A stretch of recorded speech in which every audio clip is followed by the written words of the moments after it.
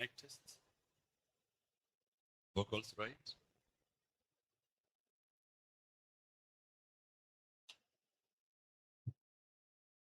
Ladies and gentlemen, we are going to start at exactly 10. In the next 2 minutes, we will open the program. Thanks so much for joining us this morning. It is the 15th annual general meeting for GDCSRBS. We are going to have our opening prayer at exactly 10. I want to recognize the arrival of our esteemed members, the members of this scheme. We also have our service provider, the fund manager, the custodian, and the administrator already in the room ready to start, and the team of dedicated trustees led by the chair, Zablon Dawasi. I'll ask our brother Robinson to be up, standing. We're opening at 10, exactly at 10, with a word of prayer. Karibu.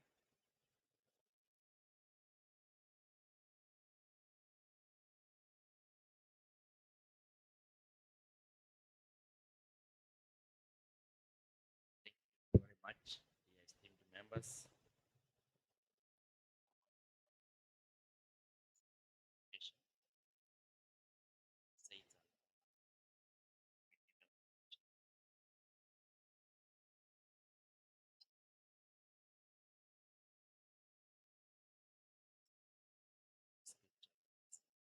Proverbs chapter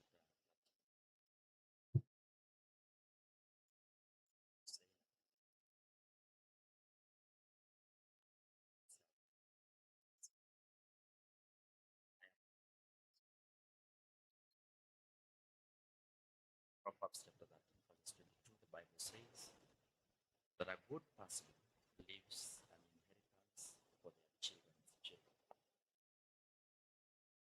That's not to bring us to a reflection why such schemes, why do we save for the future?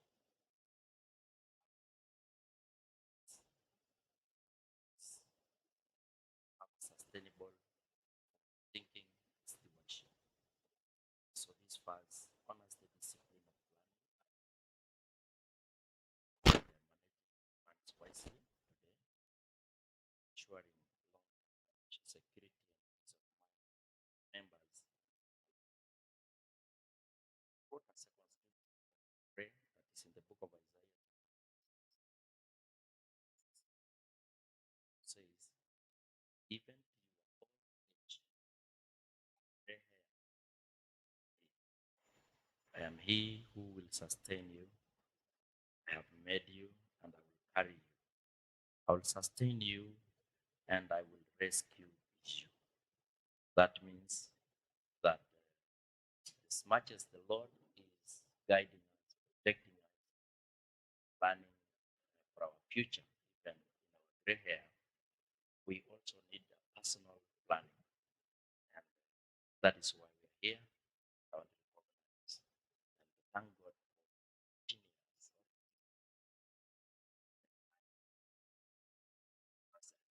It's worth celebration, it's worth attending, it's worth God has been with us. Let us pray together. Everlasting Father, thank you this morning for allowing us to gather once more at this annual general meeting, even as we celebrate the milestone of our scheme.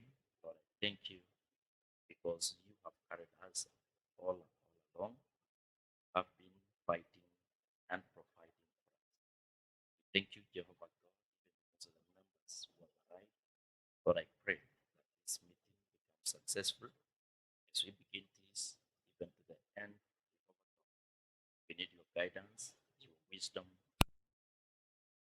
leadership, so that every speaker who stands here, he will be full of your wisdom, will be full of your guidance, so that God, we have a wonderful celebration together.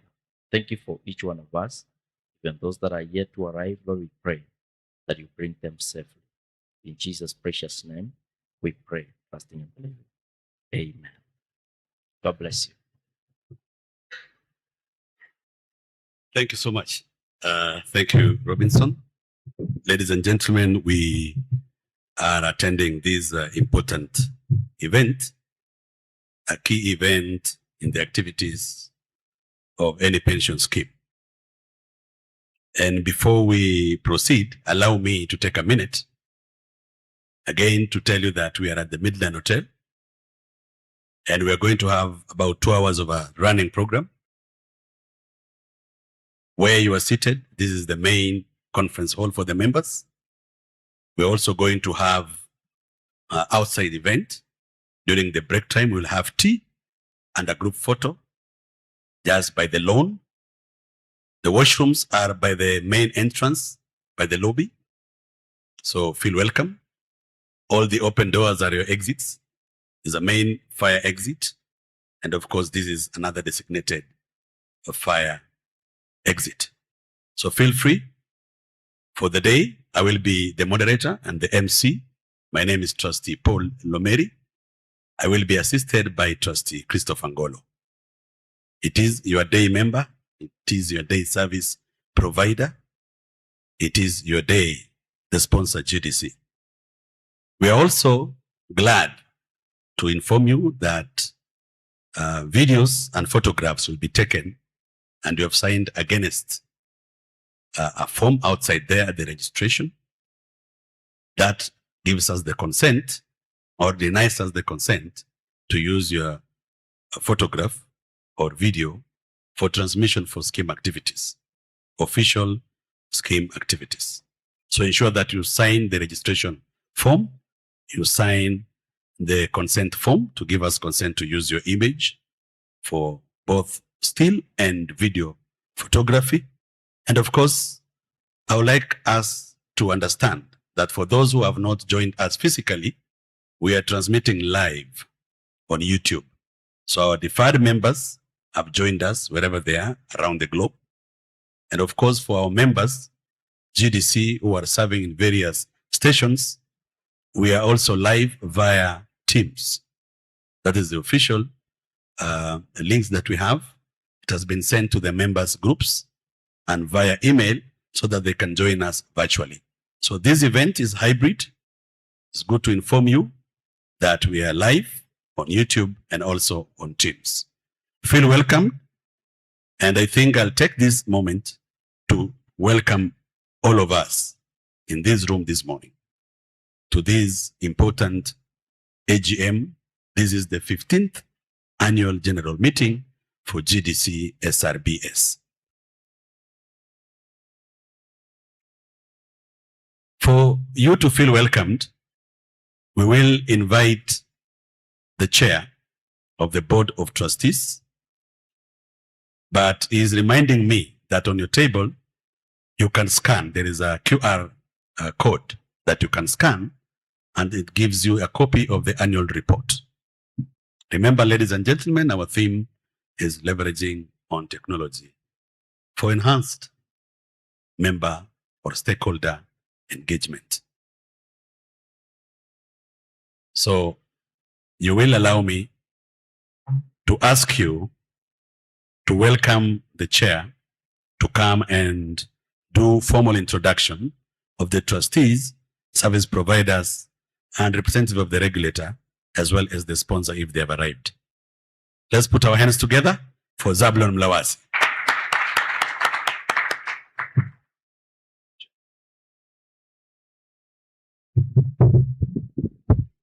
Good morning, everyone. Mko wazima? On behalf of the Board of Trustees, I wish to welcome you all to this 15th annual general meeting. It will be a short event. We expect to be done by 1. So we'll run very fast to ensure that we cover what we need to cover today. I just need to take this moment to introduce a few people. Key among them is actually the Board of Trustees. So I'll ask trustees who are in the room to be upstanding. Yeah, so the board of trustees, we are 7 in number. There's myself, trustee Zablon Lawasi, there's trustee Frederick Mayoga, who's the trust secretary. There's trustee Penina Nyawera. There's trustee Jacqueline Wakungu. There's trustee Christopher Ngolo and trustee Paul Lomeri, who was here earlier. Trustee Charity Zeron is on her way. She'll also come in the course of the day. So thank you, trustees.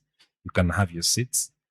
Then we also have our service providers, and I think they'll come in later to speak, but I'll want to just introduce them at this point. I'll start with the money guy, Duko Chako from Gen Africa. Duko watu wajakona. Just turn around and let the members see you. Yeah. Sawa. Then I'll go to Yvonne. Yvonne from Coop Bank. Yeah, Yvonne is our custodian. Thank you, Yvonne. Then I'll go to the administrator. So there's Gift, who most of you know. There's Viola. And there's Neema. Then there's Henry. He's running around working on a few things, but Henry is also part of the team. Yeah, so obviously, because the administrator really assists us in so many things, that's why there are 4 and the others are 1, so that is the reason. So thank you very much. We are expecting the regulator to also come in. The moment they come in, we'll introduce them. The sponsor will also join us maybe via online link and not physically, but the sponsor is not here with us, but I believe he'll be joining us virtually. So feel welcome, feel at home. We had opened questions and answers. We had asked people to send via email. So we can open the opportunity even right now. If you have something to ask so that we're able to beat time, kindly try and send it to the Trust Secretary, Frederick Mayoga, via email so that we can respond to those questions. Those who are online on Teams, they can also send their questions in. Those who are joining us on YouTube can also do the same, so that at least as we respond to the questions, we can respond to them together. So thank you very much. Bwana MC, I think I'm done at this point. You give guidance on the way forward. Thank you very much.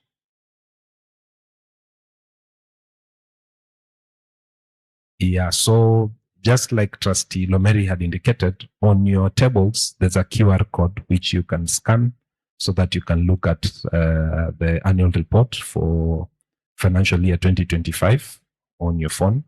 So scan the QR code and you'll be able to look at that. We didn't print many copies of the hard copy. So we'll want most of us to just use the QR code. We'll distribute a few copies, but we'll want to send some copies to Nairobi, to the north, to the office in Polo, so that everyone can have access. Yeah, so we might not distribute copies, the hard copies, to most of you. So kindly just use the QR code. It will help you get to the annual report so that you can interrogate. So thank you very much. I know the next item involves me as well. Does it? All right. Yeah, so I don't want to preempt the statement that I'll be making later, but as you can see from the annual report, our theme this year is leveraging technology for enhanced stakeholder engagement. We have gone tech in a number of things to try and ensure that we deliver to our members to the very best of our ability. The reason why technology is because it has shown over time in the last couple of years that it's technology that is giving answers to some of the needs that we've had as a society. In many aspects of our lives, technology has really come in to assist us, and that's why we decided that we should actually embrace technology to ensure that whatever we do is delivered to our members efficiently. For those who remember, our theme last year was structuring efficiency. So this year is leveraging technology. So we are still within that same spectrum to try and deliver to all our stakeholders, the members, the regulator, the sponsor, our service providers, and everyone else within that sphere, so that at the end of the day, we have a better engagement with them. One of the things that I will, to try just and paint a picture of why we are doing this, we have some of our deferred members in the diaspora. Some of them are outside the country, in the UK, the US, in Europe. And that in itself mandates us to ensure that we get to reach to them regardless of their geographical location. And that is why when we go to the next item that we're going to tackle, that is why we have decided to take that direction. When someone wakes up at 7 a.m. in New York, it should be around late at night, I think maybe around 9 in the night here. So we can't tell them that the offices are closed and they can't access information. So I don't want to preempt my speech, but there are a number of things that we want to integrate to ensure that they can get all the information they need at the time that they need it. So I will speak more about that, but I think Trustee Lomeri, I think let me stop at that. I might get the cat out of the bag at this point. Thank you. Thanks so much. Every time he speaks, I have to adjust the mic. He has some altitude advantage over me. Ladies and gentlemen, thanks so much. We've been welcomed officially to the event, the annual general meeting, which is the 15th for this scheme. In that matter, happening today at Midland Hotel Nakuru. You can also get us live on YouTube as well as on the Teams. The next thing just in the program goes alongside what the chair has spoken about. Today, as we celebrate the 15th AGM, we are also leaving the theme of leveraging technology. Allow me to just mention the next thing in the program is to launch the official GDC website. I hope our technical team, the countdown 10 to 0 is ready and the website is ready, but we will welcome the website in a stunning manner. So we will not just display to you. Before we get there, this is the 15th, I think for the last 15 years, we have not had an official mobile number. So we will welcome the number first before the website. And this is how we are going to do it. The number is with the Trust Secretary, Fred Mayoga. But allow us to make you the first caller to the GDCSRBS mobile number. So you will go to your phones. Ladies and gentlemen, I request you have your phones. Chairman is working out, I think is getting a gift for the person who will be the first caller. That number has never been called before, right? So get the dial pad on your phone. I'll say the number very fast. Call that number. Usiweke hash kwanza. The first caller, I think, will get a reward. Chair, do we have a reward for the first caller? Absolutely. Thank you. So tell me you're ready. Are we ready? I think I should also try if mine will go in first. The first number that will go in, the TS will tell us the last 3 numbers. So if you're ready, ladies and gentlemen, I'll tell this number very calmly. The official GDCSRBS contact, this is telephone number, is 0723. Ladies and gentlemen, 0723 22. When I finish the last 10 digits, make sure you dial 0723 22 55 55.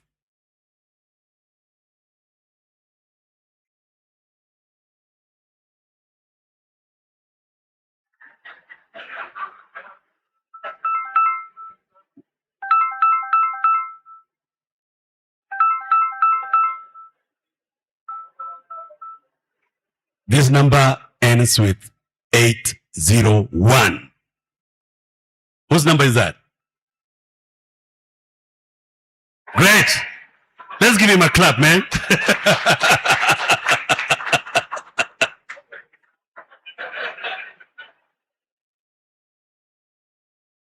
Thank you.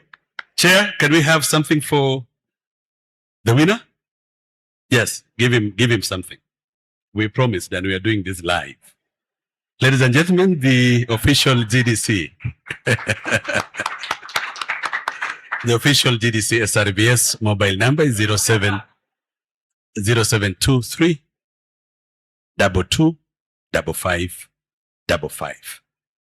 For the sake of optics, that number should have been displayed. But now allow us to move to the next event. We are saying we're leveraging on technology. We want to move away from a situation where as a member you are pressed for information, but you cannot access it. We want to open all avenues so that that number is also available on WhatsApp, USSD codes in the future. It can also allow us to do bulk SMS to you, our esteemed member and stakeholder. Apart from that, the website is www. Let's hold it there until we launch it. Team, are we ready? I would like to invite Chair, TS, and a section of the members, about 2 members, a lady and a gentleman, and of course, 2 service providers. Our auditor, you are here. Karibu sana. Maybe you come stand before us so that we together celebrate this. After we declare it officially launched, after the countdown, then we will all see the website address and you can try wherever you are to access and get information. Thank you. Let's get upstanding. Background music.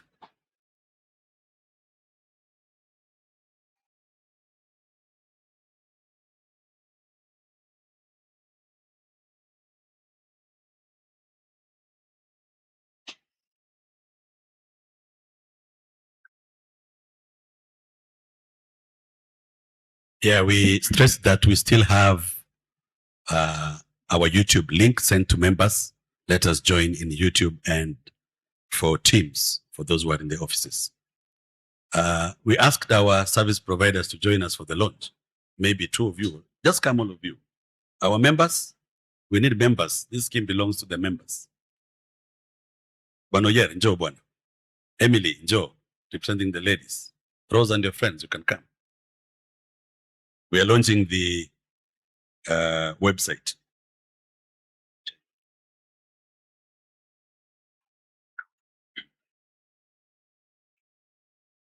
All right, so I believe the media team is ready. We are good. So they'll do a countdown. But before that, I think all of you, if you can get to your phones, you can actually try and access the website. We'll give you the address after this. But I think at this juncture, we can have the media team do the countdown. Do the countdown. Yes, just a minute, hold it.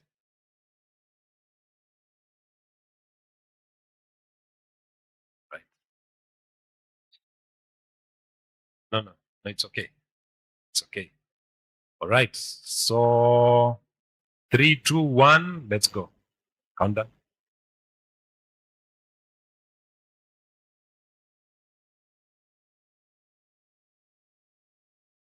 Sir. 4, 3, 2,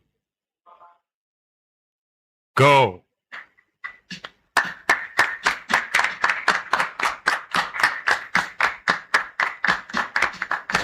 Was that a false start? Was that a false start?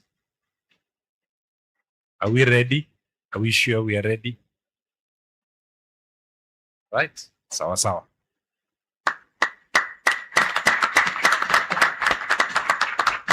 But I guess there's something missing, Trustee Lomeri. Yes. Sawa sawa. So that's our website, www.gdcsrbs.co.ke. You can log in, check out. Kindly let's go to the page on downloads. Downloads. Yeah, just scroll down. Downloads, then scroll down. Yeah, so that's our annual report. So if your QR code doesn't work, you can actually download the annual report from there. So karibuni sana, interact with the website. Let's continue interacting there. Thank you very much.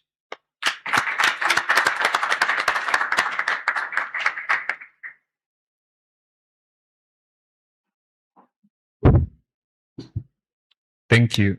Thank you, Chair and team. Good morning. My name is Chris Okinda.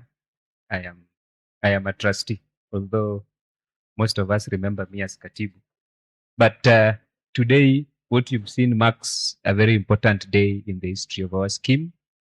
And we, as trustees, are on the journey to ensure that our members, wherever they are, they can access the services of the scheme from this website, ranging from the services and the products that we have. And we are hoping that even if you look at the annual report, you'll be able to see we are having new products like the trust fund and the annuities and such. You'll be able to find them from the website.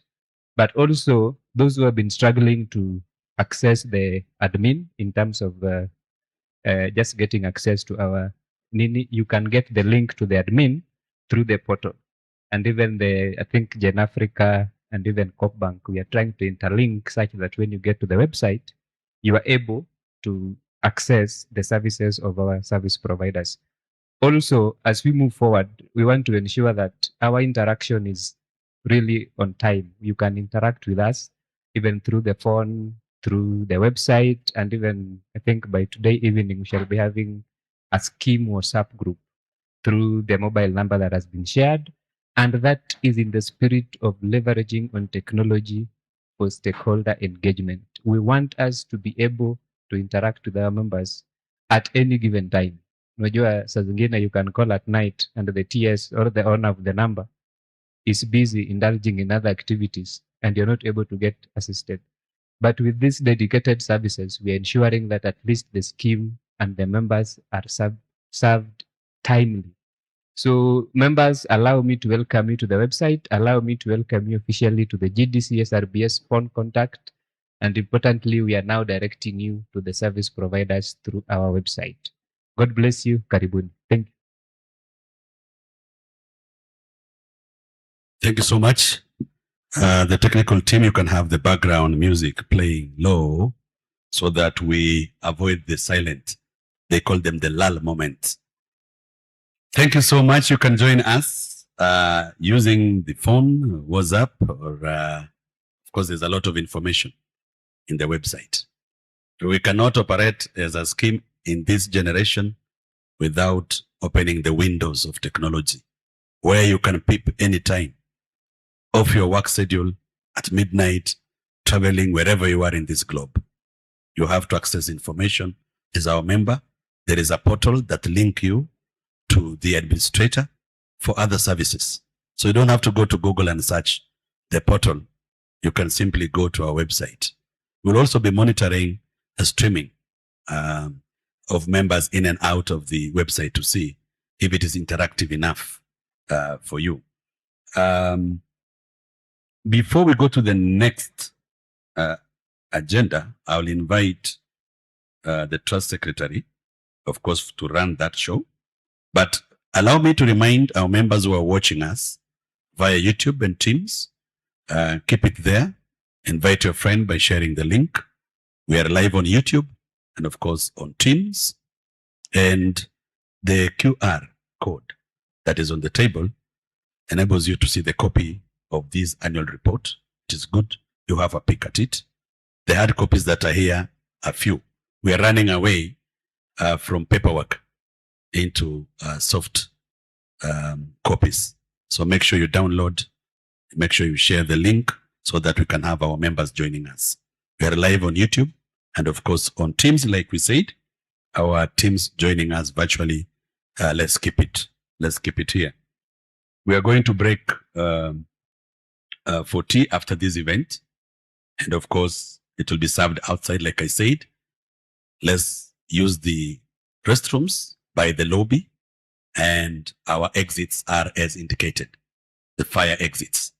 Ladies and gentlemen, we are going to the next item. This is reading of the notice agenda of the meeting. And no one else can do that better than one trustee who is also the trust secretary and the chair of Finance and Investments Committee, GDCSRBS. Let's put our hands together for Trustee Frederick Mayoga. Good morning, all. Allow me to read the notice of agenda of this AGM, the 15th AGM. First of all, I'd like to invite you on behalf of the Board of Trustees of GDC Staff Retirement Benefit Scheme to our 15th AGM, which is being held today, the 18th of June, 2026, from 10 a.m. to 1 p.m. at Midland Hotel, Nakuru City.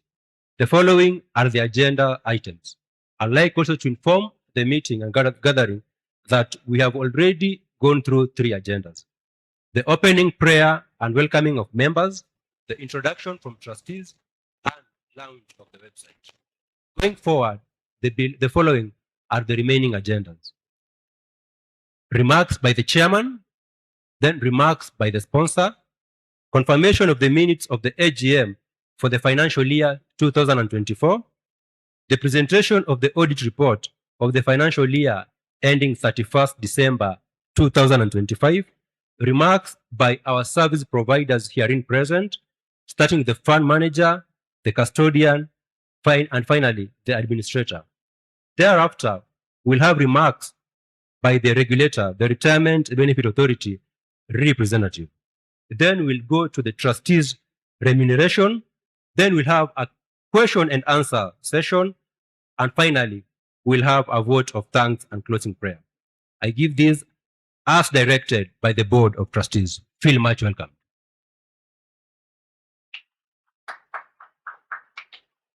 Pigia makofi. Trustee Frederick Mayoga, thank you so much. Ladies and gentlemen, it is 10:30. We will take a break. For those who are coming in, keep on registering. We will take a break. And yeah, he has some valid information. Perfect. Before we take our tea, I'll request us we go to the lawn, take a group photo, have our tea for 20 minutes, so that a few minutes to 11 we are back. For those who are watching us, you can also take a break. They show maybe 5 minutes before 11. But of course, we will keep the channel live. Our sign language interpreter is Amos Mogusu. It's good to mention you. Most welcome, Amos. So can we have some background music as we go out? Let's go for a group photo, have tea, and come back a few minutes before 11. Ladies and gentlemen, karibu.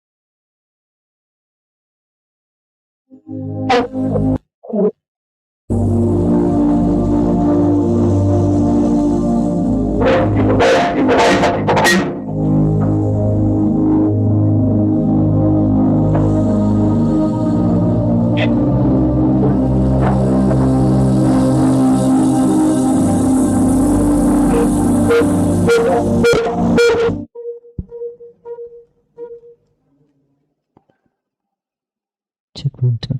Check one, two.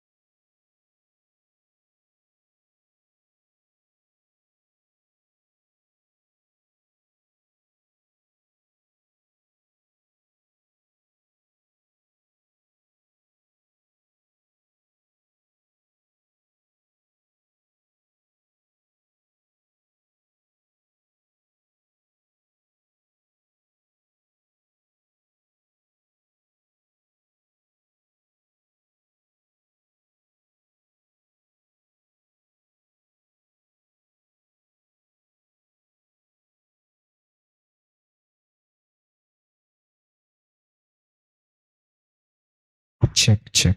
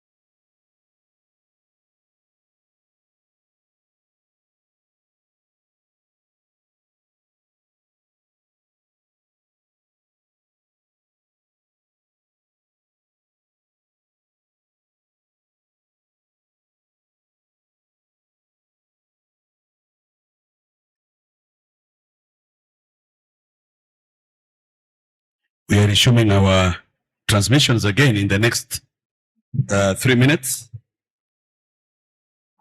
We're asking those who are done with their tea break, you can come back, take your seat. You can still continue to have your tea where you are seated. At 11, we are going back live.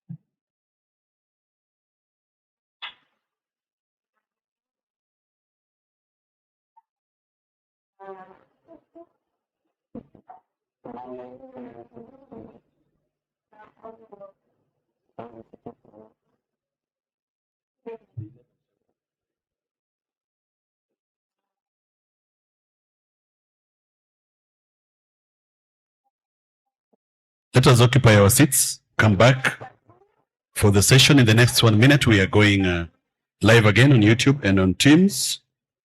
We are asking those who are joining us online or those who are here kindly to mute from their end.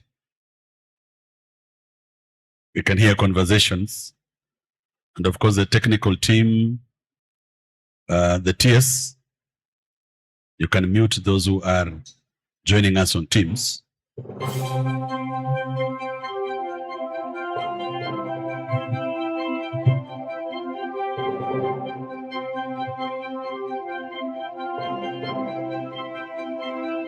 Fellow trustees, let us mobilize those who are outside to come back.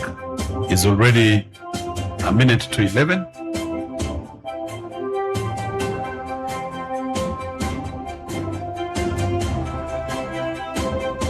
And in this next session, we are going to get remarks from the chair and then remarks from the sponsor, the MD and CEO GDC. Thereafter, we are going to have administrators Wakili Neema confirm the minutes of the AGM for the financial year 2024.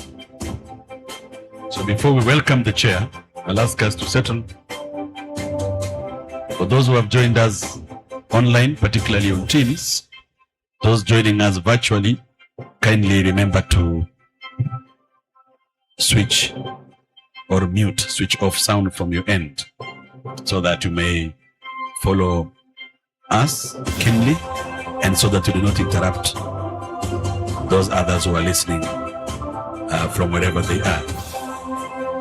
This is the 15th GDCSRBS, standing for GDC Staff Retirement Benefit Schemes. It is the auspicious 15th Annual General Meeting.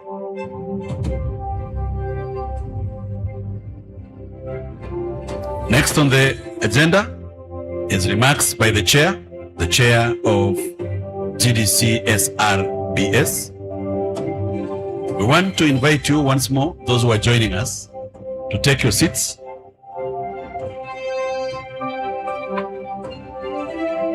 We also want to remind you that there is a form that you can consent to, or you can choose not to consent to, for the use of your photos, your images, so that you don't. Amos and friends, kindly let's settle. We've started. There is a form for consent, so that you don't join the group photo and then you say you don't want your photo to appear. You can choose not to join, so that you don't disrupt others who are willing to. So far, so good. Everyone wishes to have their photos and images appear for purposes of the scheme only. We have Wi-Fi available in the room, and the password will be circulated for those who are in the room. mention this live. Our sign language interpreter is Amos Mugusu. We are going to speeches, Amos.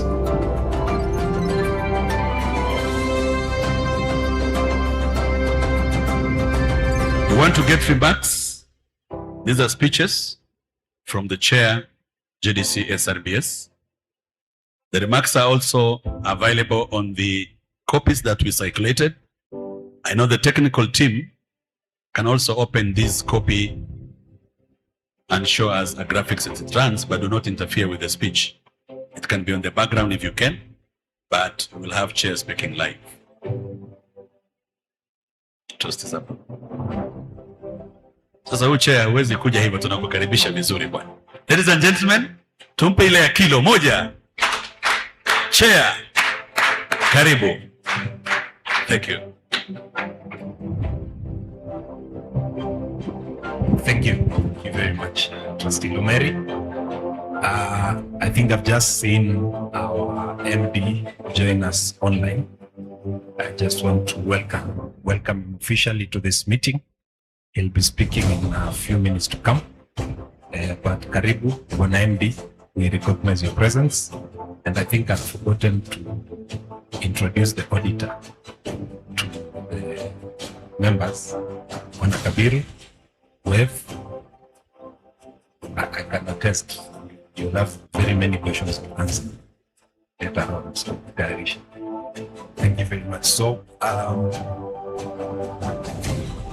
oh, yes, and we're joined by our regulator, RBA. Karibu sana. Welcome, feel at home. Yes, we did the introductions earlier, but maybe if we get time because of the meeting, we'll do formal introductions again. Yeah, so karibu sana, feel at home. So we're full house, everyone is represented. The MD will be joining us online in a couple of minutes. I'm supposed to be doing my speech, but before then, the board is structured, or the scheme is structured as a board of trustees. We have the chair, and we also have the trust secretary. The trust secretary deals with the operations. The chair of the board deals with the strategic direction. So in the interest of trying to be well structured and good governance, I'll want to welcome the trust secretary to give also his remarks. Then I'll come in, give my remarks. Then the MD will come in and give his remarks as well. So let's put our hands together and welcome the trust secretary, Trustee Frederick Mayoga.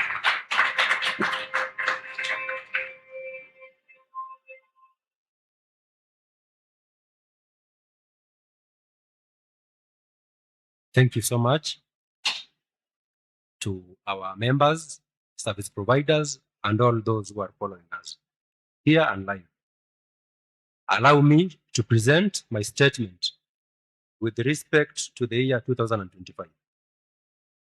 Dear members, it gives me great pleasure to address you during our 15th AGM, where we meet to review our activities and performance for the year ending 31st December 2025 and chart our way forward. The scheme achieved a lot during the year 2025, and we remain optimistic for a better future. Members, allow me to bring you to speed on the following key areas with regards to our scheme. The first area, the member education. General member education forums and engagement for active members were conducted in two phases. Phase 1 last year was conducted on the date 18th to 22nd of August for Nairobi, Nakuru, and Baringo-based members. Phase 2 was conducted on the date 24th, 28th November for Baringo, Menengai, and Nakuru-based members. Attendance was over 30% of the target membership. This was for physical meetings. The scheme desires to have its membership prepare and plan for retirement early now. Going forward, specialized member education forums will be organized alongside the generalized member engagement forums. The following demographics will be considered for the specialized sessions, though not limited to age, sex, region, and religion. Additionally, the scheme will organize member engagement forums for deferred members. On investment, during the year 2025, we invested as per our investment policy. The investment mandate as our current IPS is as follows. The government security is capped at 68.5%. The equities at 15%, offshore at 10%, corporate bonds at 1%, deposit 5%, and cash at 0.5%. Members, it is important for us to note that we still have a high concentration of our assets invested in fixed income. This exposes our fund to immense concentration risk. I'm pleased to inform you that during the same year, return on investment for our fund increased from 972 million in the year 2024 to 1.13 billion in the year 2025.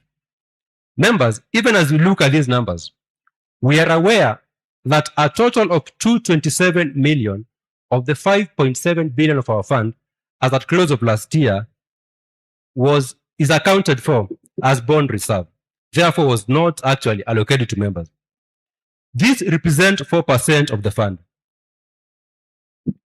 With regards to prudent use of the scheme funds, the expense ratio for the ending year 25 was at 0.851%, way below the set limit by the regulator of 2%. The scheme intends to continue lowering the expense ratio so that more money is available for investment, thus improving the members' balances. During the same year, contributions from the sponsor were remitted on time.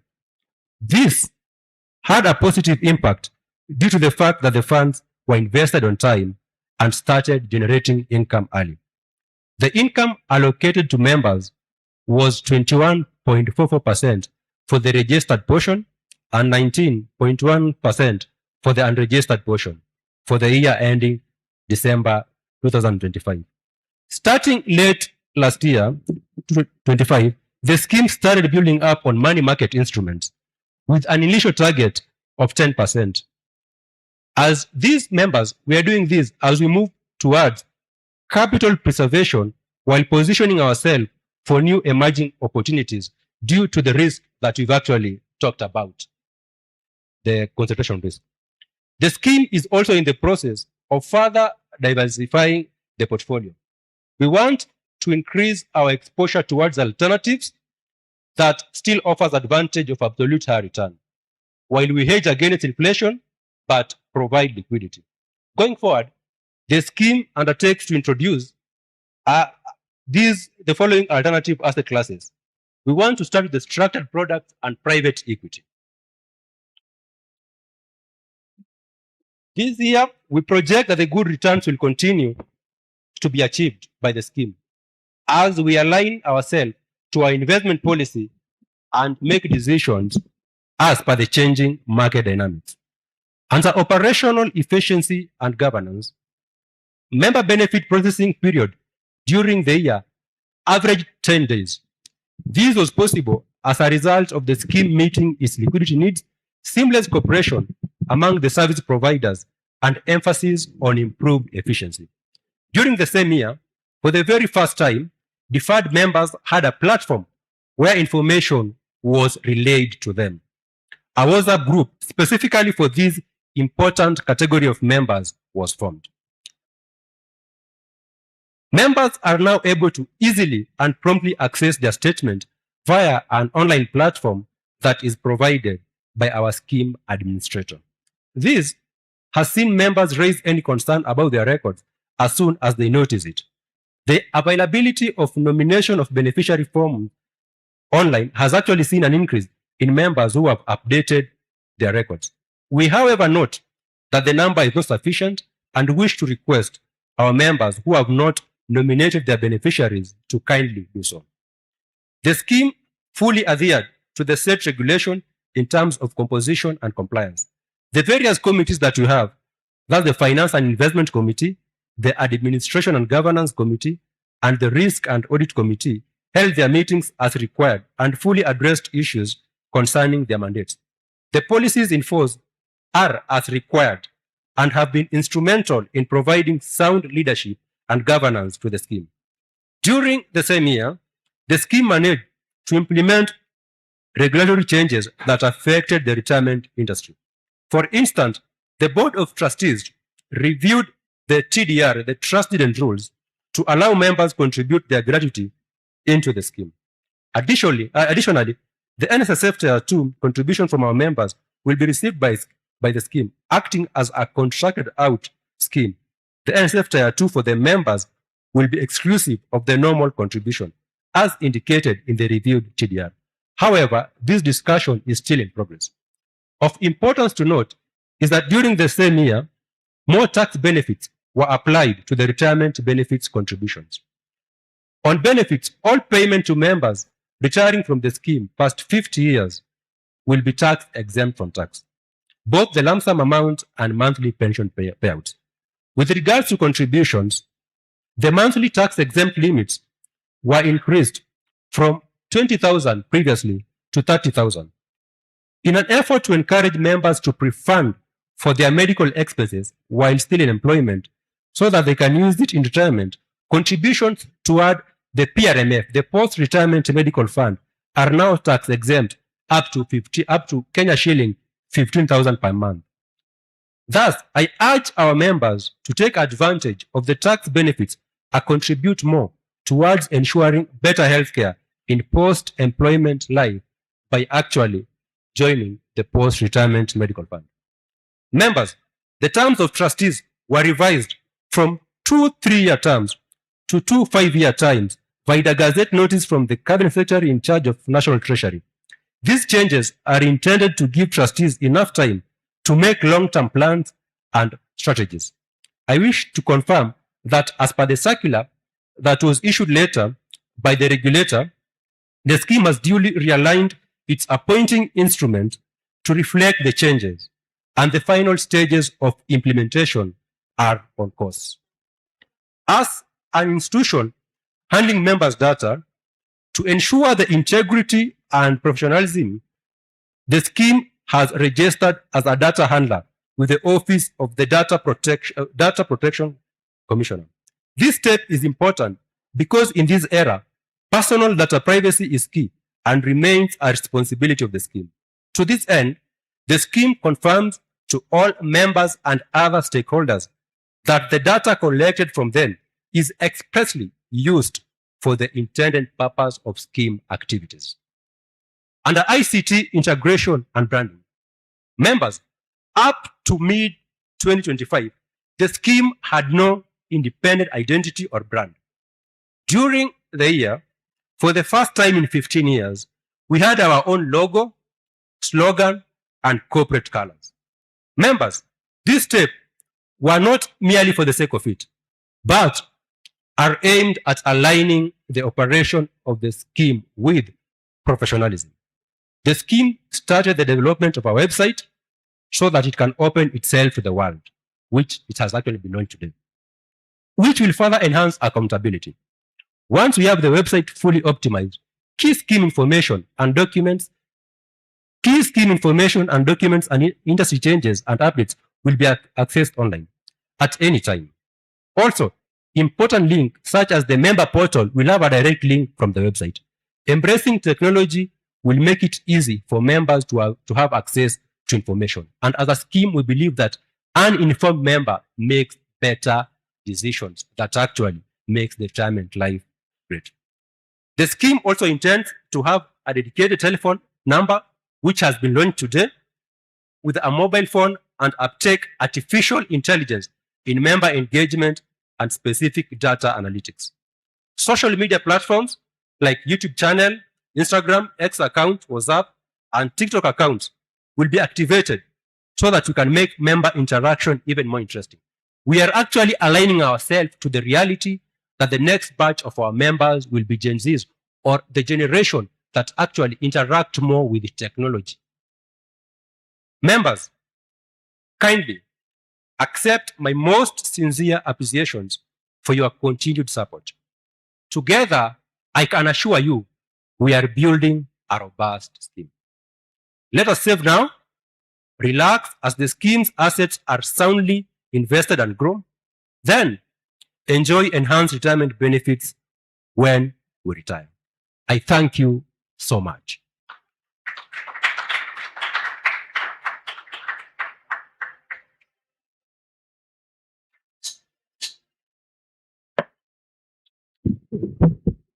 Thank you very much, Trust Secretary, for your remarks. I'll not belabor what you've said. I'll just go straight to my speech, my statement, which I will read. For those who have been able to scan the QR code, I'm sure you can follow the speech together with us. If you've not been able, you can go to the website, go to the downloads tab. There you can find the annual report so that you can follow what we are doing today. All right, so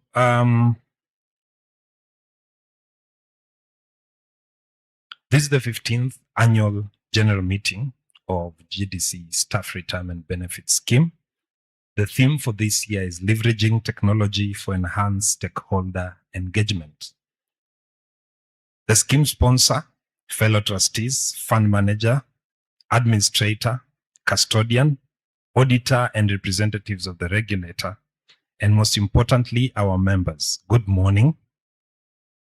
It gives me great pleasure to welcome you to the 15th annual general meeting of the GDC Staff Retirement Benefit Scheme, where we continue to live by our motto of save, relax, and enjoy.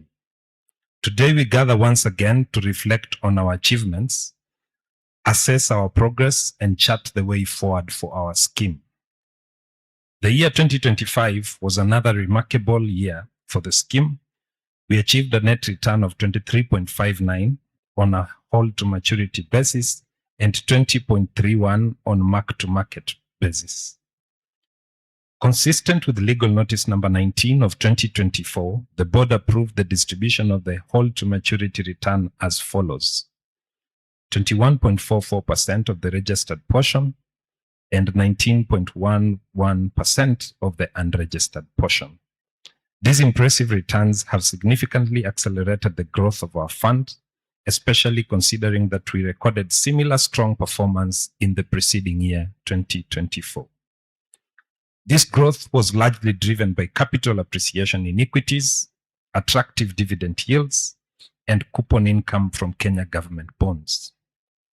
As a board, we remain confident in the spread of our investment portfolio while continuously exploring additional investment opportunities that can complement our existing asset classes and further diversify our holdings. Our offshore investments have also demonstrated encouraging resilience and recovery despite global economic uncertainties, including inflationary pressures and rising crude oil prices. Technology companies have earned their place in the global blue chip industry, where 9 of the world's top 10 companies are tech companies. And maybe recently also to mention, I think Elon Musk became the first dollar trillionaire, and is also in the tech industry. So that cements what we are saying. Our offshore investments are in mutual funds that invest heavily in technology companies. The combined impact of these market dynamics enable the scheme fund value to grow from 5.737 billion, up from 4.426 billion during the same period last year. Of this increase, 282 million was contributed through member and employer contributions, and 1.081 billion was generated through net investment income. On membership, our membership continues to grow even as some members transition out of active service. During the year, 125 members joined the scheme following their transition from contractual employment to permanent and pensionable terms with a sponsor. At the same time, 16 members transitioned from permanent and pensionable terms to contractual engagements. Consequently, these members ceased being active members and became deferred members. And most of these are our top bosses who now transitioned from manager position, GM and all that.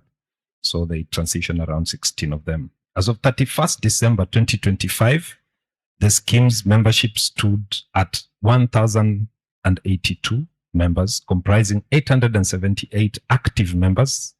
Those are those who are still in employment and contributing monthly, and 195 deferred members, who are those who left and got some of their money, but they still have part of their money with us. The board is working closely with the sponsor to implement recent regulatory provisions that will allow contractual employees to channel their gratuity and other retirement benefits through the scheme. This initiative will enhance retirement savings and contribute to greater financial security and a more comfortable retirement for our members. On industry changes, the pension industry continues to evolve, with several significant developments taking place over the past year. One notable change has been the implementation of enhanced NSSF Tier 2 contributions, which have strengthened retirement savings across the country. GDCSRBS continues to pursue the opt-out process, which will allow the scheme to receive and manage NSSF Tier 2 contributions on behalf of our members.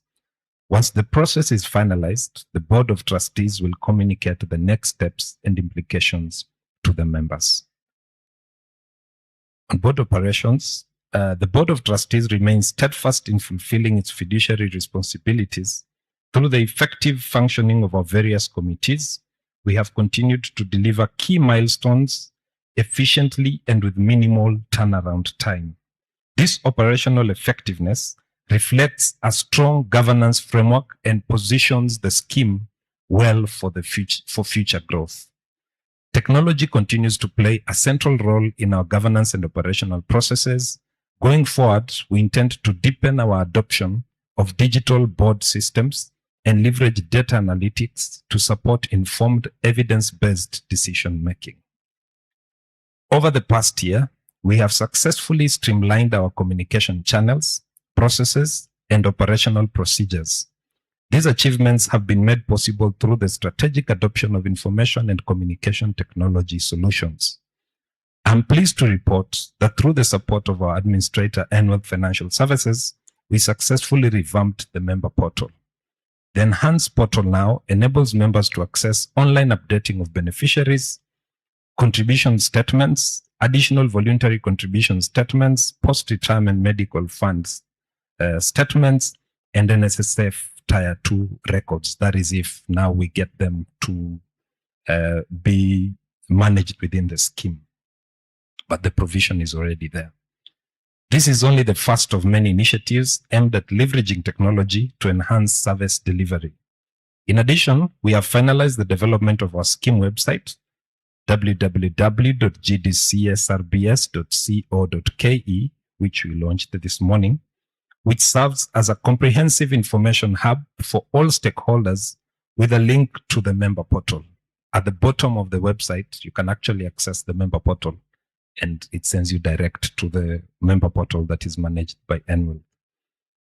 The website will continue to be updated as our needs evolve and new services are introduced. We are also strengthening our presence on social media platforms to enhance engagement and communication with our members and stakeholders. Furthermore, we have established a dedicated stakeholder support line, which a number of you, I think you've already saved it on your phones, 0723225555. Members and stakeholders can call or send WhatsApp messages to this number for any queries, and we remain committed to providing timely responses. Looking into the future, we are actively exploring the introduction of a chatbot, which is an automated messaging service which will be able to respond to your queries, a mobile application, and a USSD platform. These innovations will significantly improve service accessibility for our members and stakeholders, regardless of geographical location. Technology empowers us to access information whenever and wherever it is needed using any device. These tailor-made solutions are founded on the principle of transparency, accessibility, and continuous engagement, enabling us to build a stronger, more sustainable, and future-ready GDCSRBS.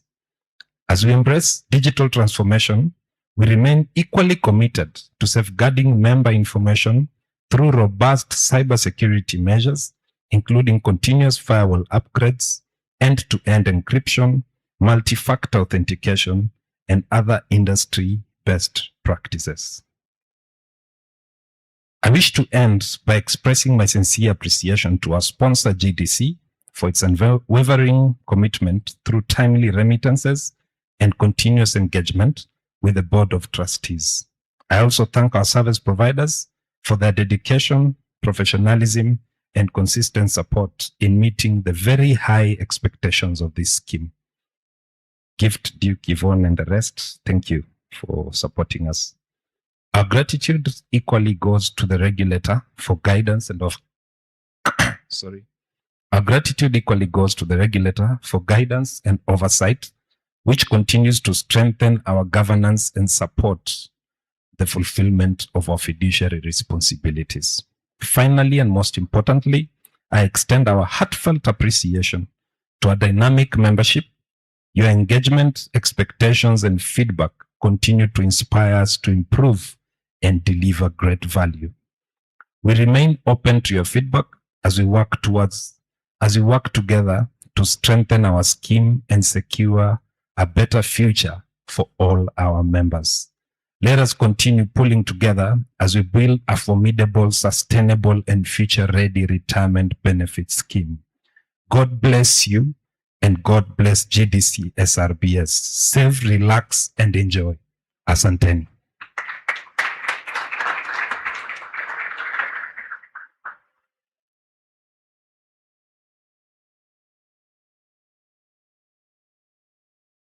All right, the MC doesn't want me to leave the stage, but it's all right. At this juncture, I think I'm scanning the room to see if I can see Trustee Paul Ngugi, our former MD, in the room. Okay. Trustee Lomeri, kindly let's give it time.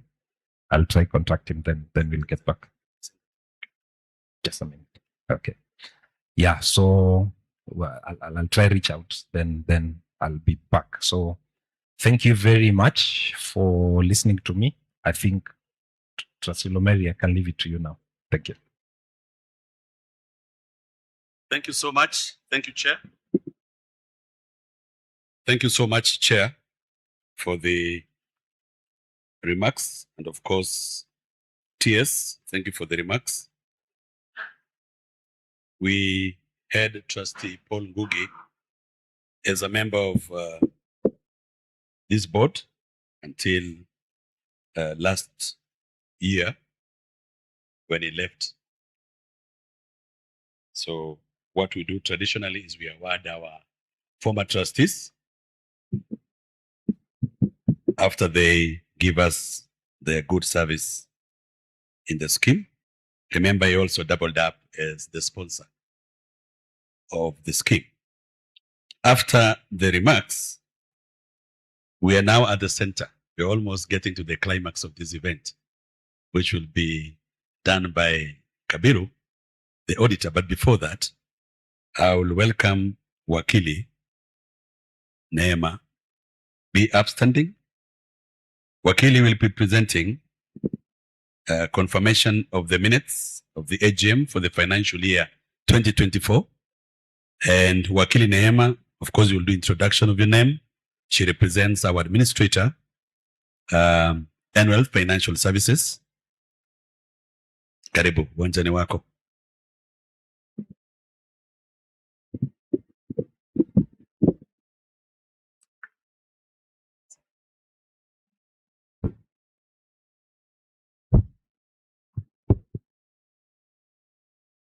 Through the chair, trustees, members of the scheme and the service providers, as you've heard, my name is Neema Kimathi, representing Annual Financial Services, your administrator. and I will take you through the minutes of the previous meeting. That is the AGM for the financial year last year, which was held on 31st July 2025. The meeting began at 10 a.m. All trustees were present except Trustee Paul Ngugi, who was absent with apologies. We had in attendance the regulator, that is RBA, and our auditor, that is CPA Daniel Kabiru, and all service providers were represented. I'll go straight to minute 1, with the meeting beginning at 10:10 a.m. with opening remarks from the chairperson. Minute 2 was on the notice, which was read, and the same adopted with a proposal from Lemuel and seconded by Lenny. Then there was an introduction. That is, the chair welcomed the members to the AGM and introduced the trustees and the service providers. Thereafter, he gave his remarks, welcoming the members to the meeting and affirmed that the board had a good working relationship with the sponsor. And he concluded his remarks by thanking members for attending the meeting. We moved to minute 5. There were supposed to be remarks by the sponsor representative. Unfortunately, they were not represented at the meeting. Then minute 6 was the launch of the scheme logo, which was presented as illustrated in the minutes. Then we moved to minute 7 and a confirmation of the minutes of the last AGM, which was held on 4th December. The same were adopted with the members after they confirmed that it was a true reflection of what was discussed. We had a proposer, that is Levi Shako, and Esther Nyambura as seconder. Then we moved to minute 8, which was the presentation of the audited accounts by UHY, again by CPA Daniel. And it was in the opinion of the auditor that the accompanying financial statements gave a true and fair view of the scheme assets available for benefits. We have a snippet of the statement in changes in net assets available for benefits as shown. Minute 9 was on the remarks by the service providers, beginning with the fund management report presented by Duke from Gen Africa, giving their role, that is the fund manager, giving a macroeconomic review of the financial year.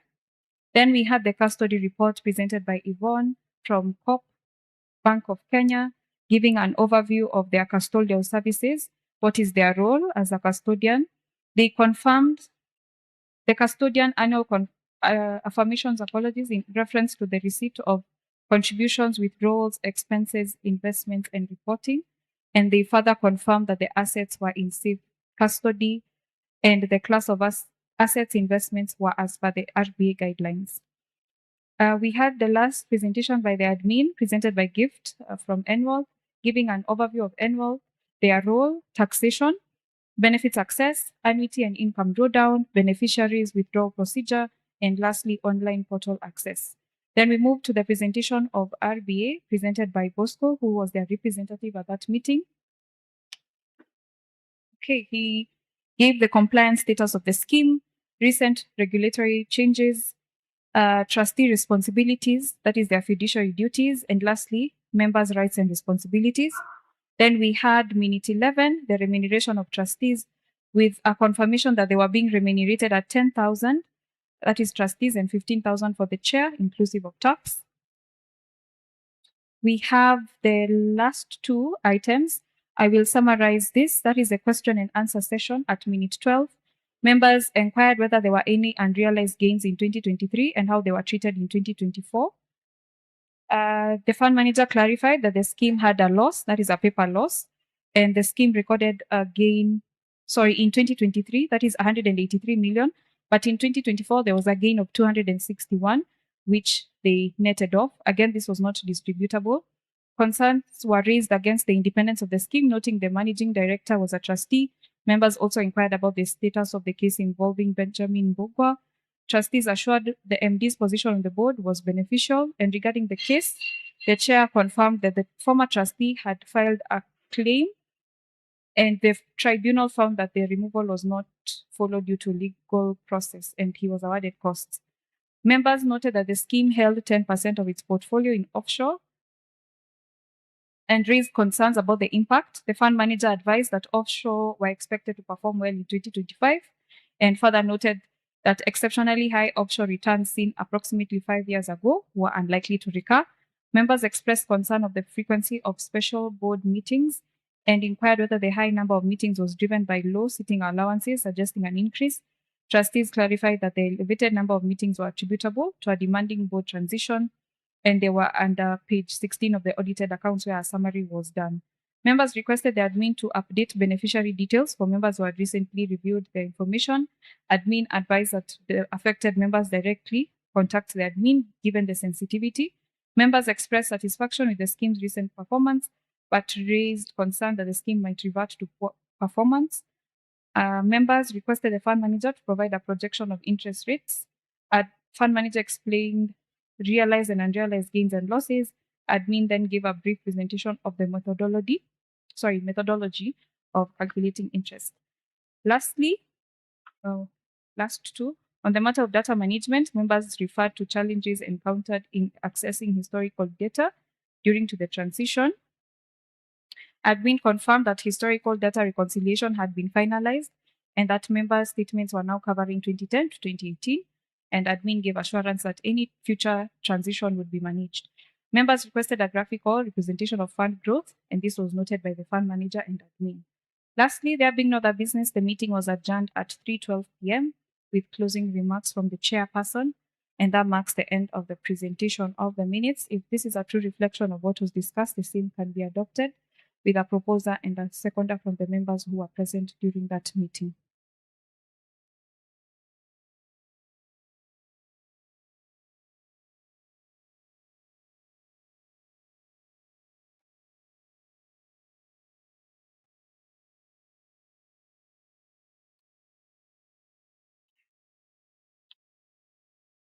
Members, do we confirm that this is what was deliberated?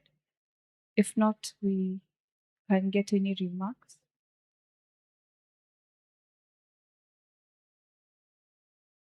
Can we get a proposer?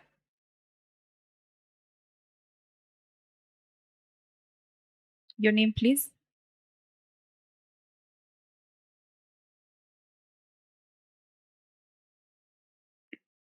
Hello. I am Gideon Chibo. I propose.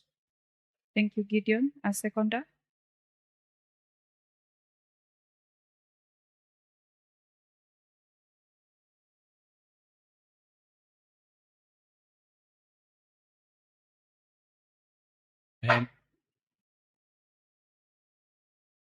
I'm Nicholas Muli. I second. Thank you, Nicholas. Thank you, members.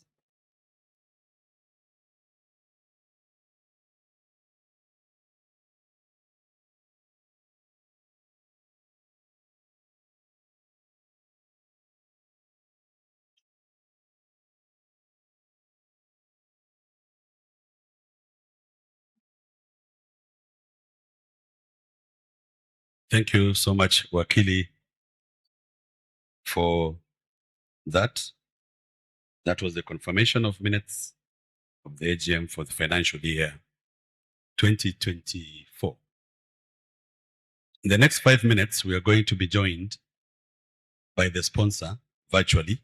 Our sponsor is the MD, the acting MD and CEO, GDC, Mr. Stephen Bouchenet. But before that, Chair will tell us if he's ready to present the award. And there is a representative who will receive on behalf of trustees who have served us before. I'll ask you, Chair. Kwa heshima na taadhima, uje utunuku trustee dhamini Paul Ngugi zawadi kwa kazi nzuri aliyofanya kwa miaka 6. Atakayepokea ni nani? Tumchague ama utachagua? I'll ask Trustee Jacqueline Wakungu apokee zawadi hiyo. You will pause for the cameras, and as they receive, we will give them continuous claps. We have a plaque. Let's just clap. Yes.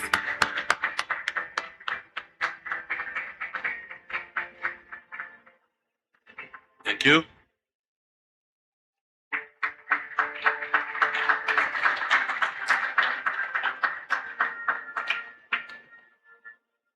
We also have a certificate of service. Is that? Chair, tatuambia ni certificate gani hiyo? In recognition of Trustee Paul Ngugi. Thank you so much. Thank you. Beautiful. Thank you, Chair. Thank you, Trustee Jackie, and thank you, Trustee Paul Ngugi, for the service. The technical team, I believe you are ready to have our MD and CEO is joining us in the next 2 minutes. He'll give his address, and thereafter, we will go to the core of the business. Presentation of the audit report for the financial year that ended 31st December 2025. Remember, we are at Midland for the 15th AGM. Those who are joining us virtually via Teams and YouTube, please don't touch that dial. Post your comments, questions, queries, or your feedback on the comment section so that we can respond to them. Also, those who are joining us on Teams, kindly do the same. Our sign language interpreter is Amos Mugusu.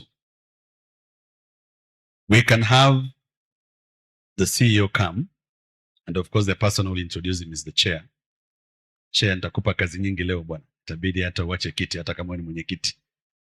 Uje umpokee our sponsor. You can speak to the role of the sponsor to the scheme and how supportive they have been as we introduce MD and CEO acting Bwana Stephen Bushene. Karibu.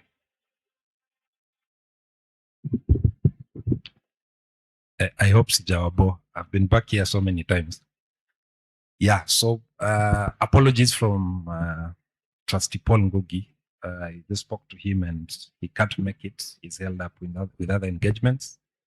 So he asked me to give his plaque and certificate of service to Trustee Jackie Wakungu so that she can take it to him. He had really intended to come. We had sent an invite and everything was set, but due to other engagements, he was not able to come. Mine is just to welcome the acting MD and CEO, Stephen Busianei, and I believe the team that is helping him come in is ready. The moment they are ready, the video will come up, and the technical team will ensure that we have the video on the screen so that everyone can see. So tell us when you're ready, tell us when the video is up so that we can be able to work that out. The sponsor is a very important person in the scheme. They help us in, one, remitting our contributions to the scheme. Two, even as regulatory changes come in, key among them, the NSF Tier 2, the terms of trustees and all that. The TDR, the guiding document of the scheme, is actually done in collaboration with the sponsor. So we sign as board of trustees, but the sponsor also appends their signature. So every step we take, every quarter, we're expected to report to the sponsor on the progress of the scheme so that we can all be in tandem in the growth of the scheme. The many discussions that we've had, some are very preliminary, we are yet to firm up, but there are a number of things I believe in the coming future we'll be able to achieve through the collaboration that we have with the sponsor.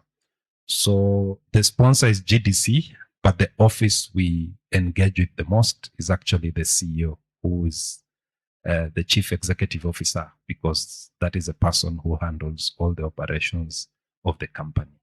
So I am trying to buy time so that the sponsor is ready.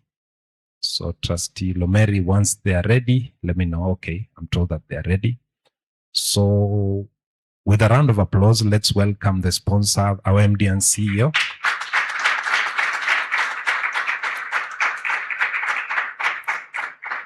Welcome, Bwana MD. The floor is yours. Thank you. Thank you very much, Chairman.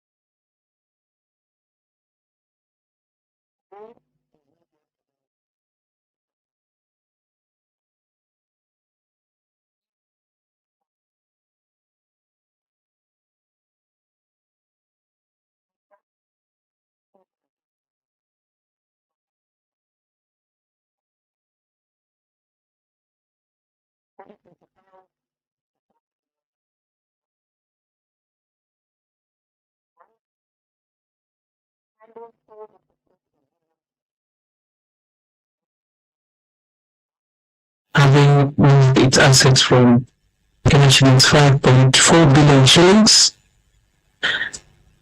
and recording a growth of shillings 1.1 billion shillings. This has delivered investment returns that exceeds 20%, which is truly commendable. These results demonstrate disciplined investment, sound governance, and a clear strategic direction.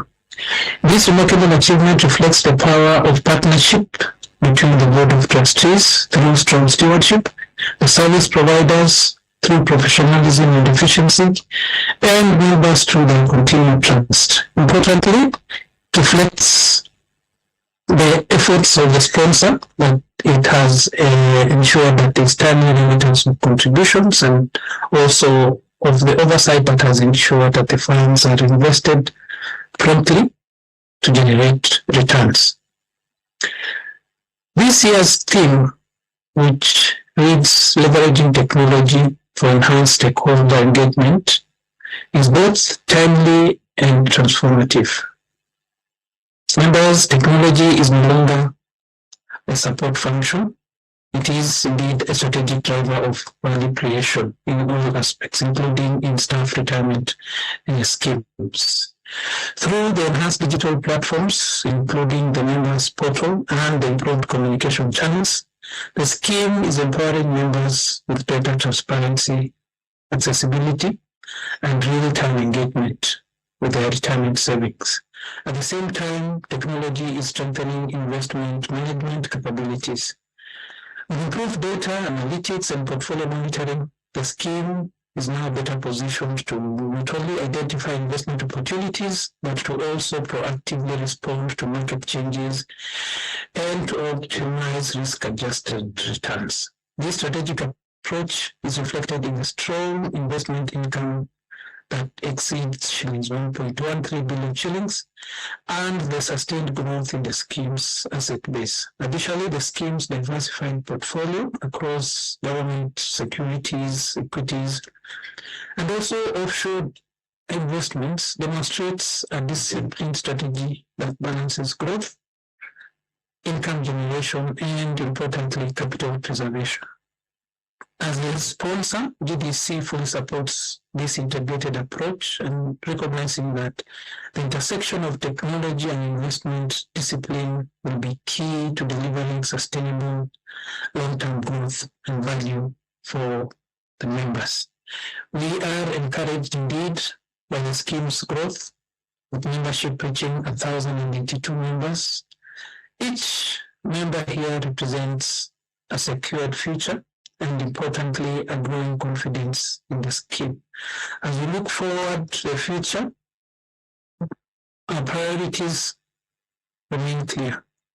It is about strengthening investment diversification and resilience, enhancing governance and risk management frameworks, and also accelerating digital transformation and members management.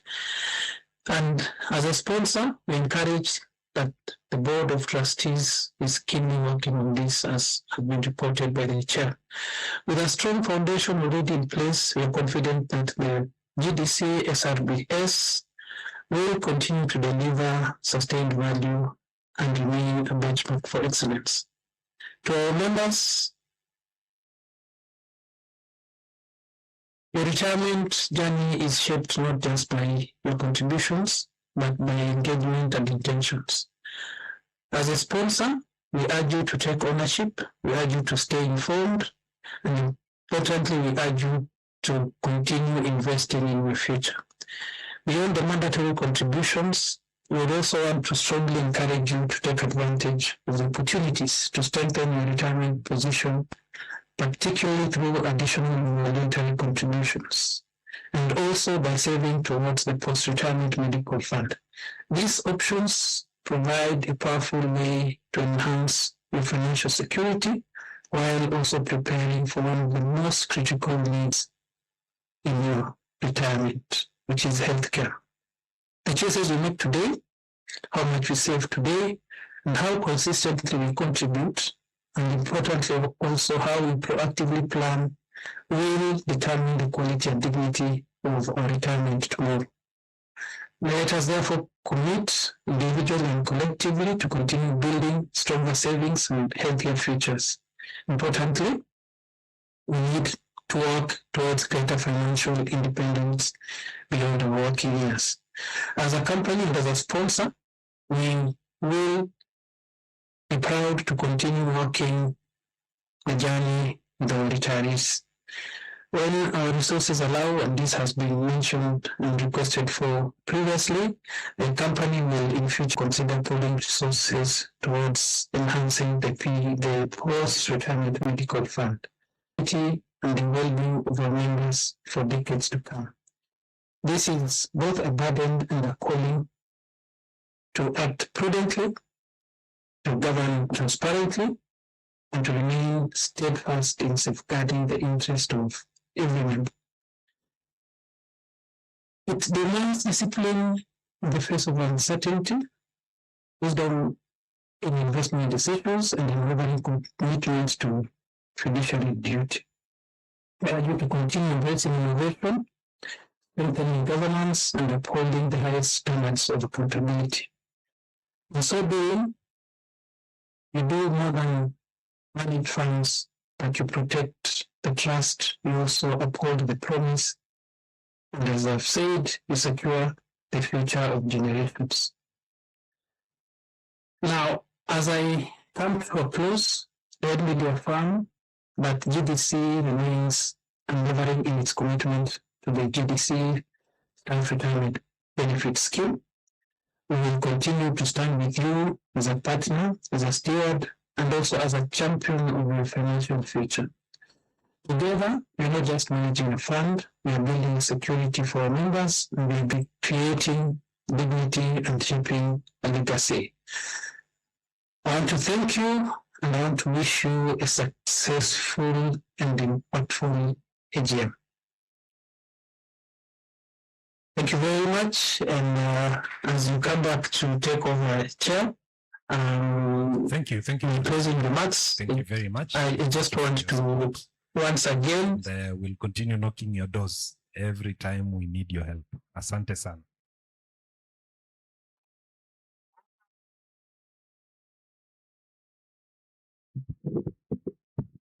I believe we really connected with the MD, acting MD and CEO, for his comments. It is still in the bid of leveraging on technology to enhance engagement with our stakeholders. Ladies and gentlemen, allow me to invite the chair of Audit and Risk,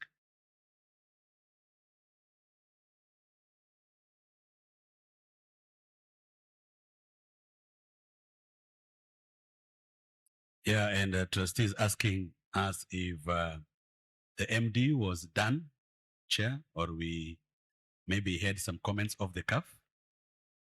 Technical team, do we still have MD and CEO? Yeah, you already finished. Thank you. Trustee Jacqueline Wahungu is the chair for Audit and Risk Committee. This is the climax of this event. The reason why we have an AGM is to have presentation of audit report for the financial year that ended on 31st, the month of December 2025. So before the auditor comes, I'll ask the person who's in charge of audit in the scheme, be upstanding Trustee Jacqueline, come and welcome Bwana Kabiru, the auditor.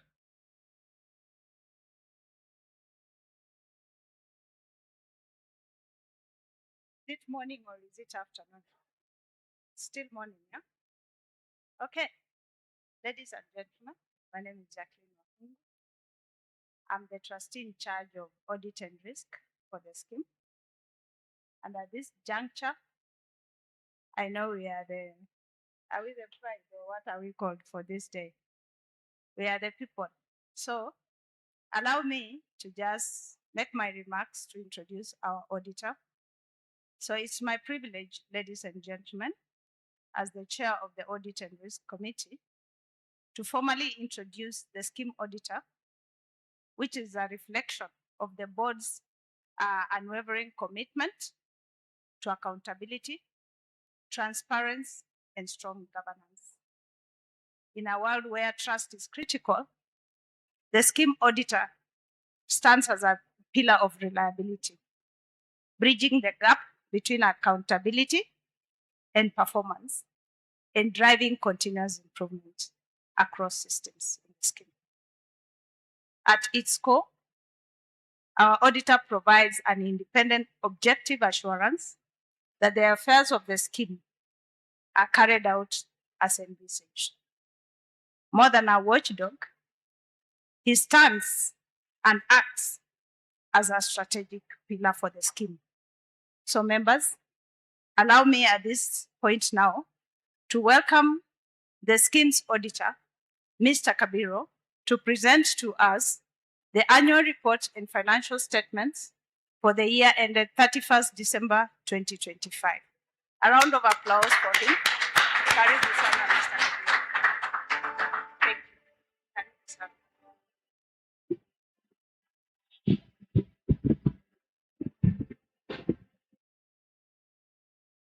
Thank you, Jackie. Chair, Board of Trustees, fellow service provider, the regulators, and our executive members. Good afternoon. As has been introduced, my name is CPA Daniel Kabiru. I am the engagement partner and a partner at a firm called UHY, who are your auditors. So I do have a pleasure of presenting the audited financial statements for the year ended 31st December 2025. So, and it has been introduced, our role is to look at your books, which are prepared by the Board of Trustees. I am guided as I do my audit according to the international standards of auditing, and I ensure that these reports are in compliance with number 1, international financial reporting standards. Number 2, that they are in compliance with the RBA Act and the regulation thereof. So we do have this beautiful set of annual report and financial statements, which I can confirm you're able to download it from the website that has been launched, and also on the QR code. So I will go straight to where the financial statement starts. And from that report, it starts from page number 38, goes all the way to page number 59. But I will not go through the entire report. So I'll just pick on the key highlights. I know the chair has highlighted on the performance. The CEO has also highlighted on the performance. But a summary of the performance, we're able to find it on page number 41 of the report, which has been highlighted, that the scheme grew in value of 1.3 billion. In the previous year, the growth was $1 billion. So the increase was 200 compared to the previous period. It was 223 million. So again, there has been mentioned about the performance during the period, where the return, which is referred to as mark to market, was 23.59%, if and hold to maturity, which is what had been distributed, is 20.31%. So, and what has been distributed to all the members during the period for the registered portion of the schemes. So by registered, it means any contributions that members make up to 30,000 is kept in a registered scheme. So that gave a return. What was credited to your account was a rate of 21.44, and their registered portion, which is what above 30,000 contribution per month, the return was 19.11. So if you turn to the next page, you'll be able to see what we refer to as the mark to market and held to maturity. So the return on page number 42, the return before the debt instruments, and by the debt instrument means that at the end of every year, there's a valuation done of all the assets. So for the debt instruments, and these are mainly T-bonds, they did have a book gain of 150 million. That 150 million is held on a reserve and is not distributed. So the return we had during the period was 1,081 million. 150 million is not distributed. So 93,931 million is distributed, and that is the 20% that I was referring to. So straight to my opinion, I confirm that these reports are prepared by the trustees, and my responsibility is to look at them and to give an opinion. So our opinion is in 2 pages. It's on page number 45 and page number 46. But however, the summary of our opinion is the second paragraph on page number 45, which I do confirm as the auditors that the financial statements give a true and fair view of the position of the scheme as at 31st of December 2025, and they are in compliance with international financial reporting standards, what we refer to as the IFRSs, and they are also in compliance with the Retirement Benefits Act of 1997. So this report, I signed it on the 30th of March 2028, and if you look at that report, as an institute, we now have an advancement. There is a QR code. If you scan that QR code, you'll be able to see the name of the scheme, the EIN, and the auditor who signed that report. That will be myself. So I will just go through 2 reports that give the performance during the period and the asset held. So the first, if we go to page number 47 of that report, is referred to the statement of changes of net assets available for benefits.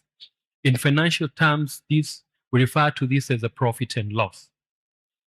So during the period, the scheme grew by 1.3 billion, which represents a 30% increase from a figure of 4.4 billion, and we closed with a 5.7 billion, which is quite encouraged.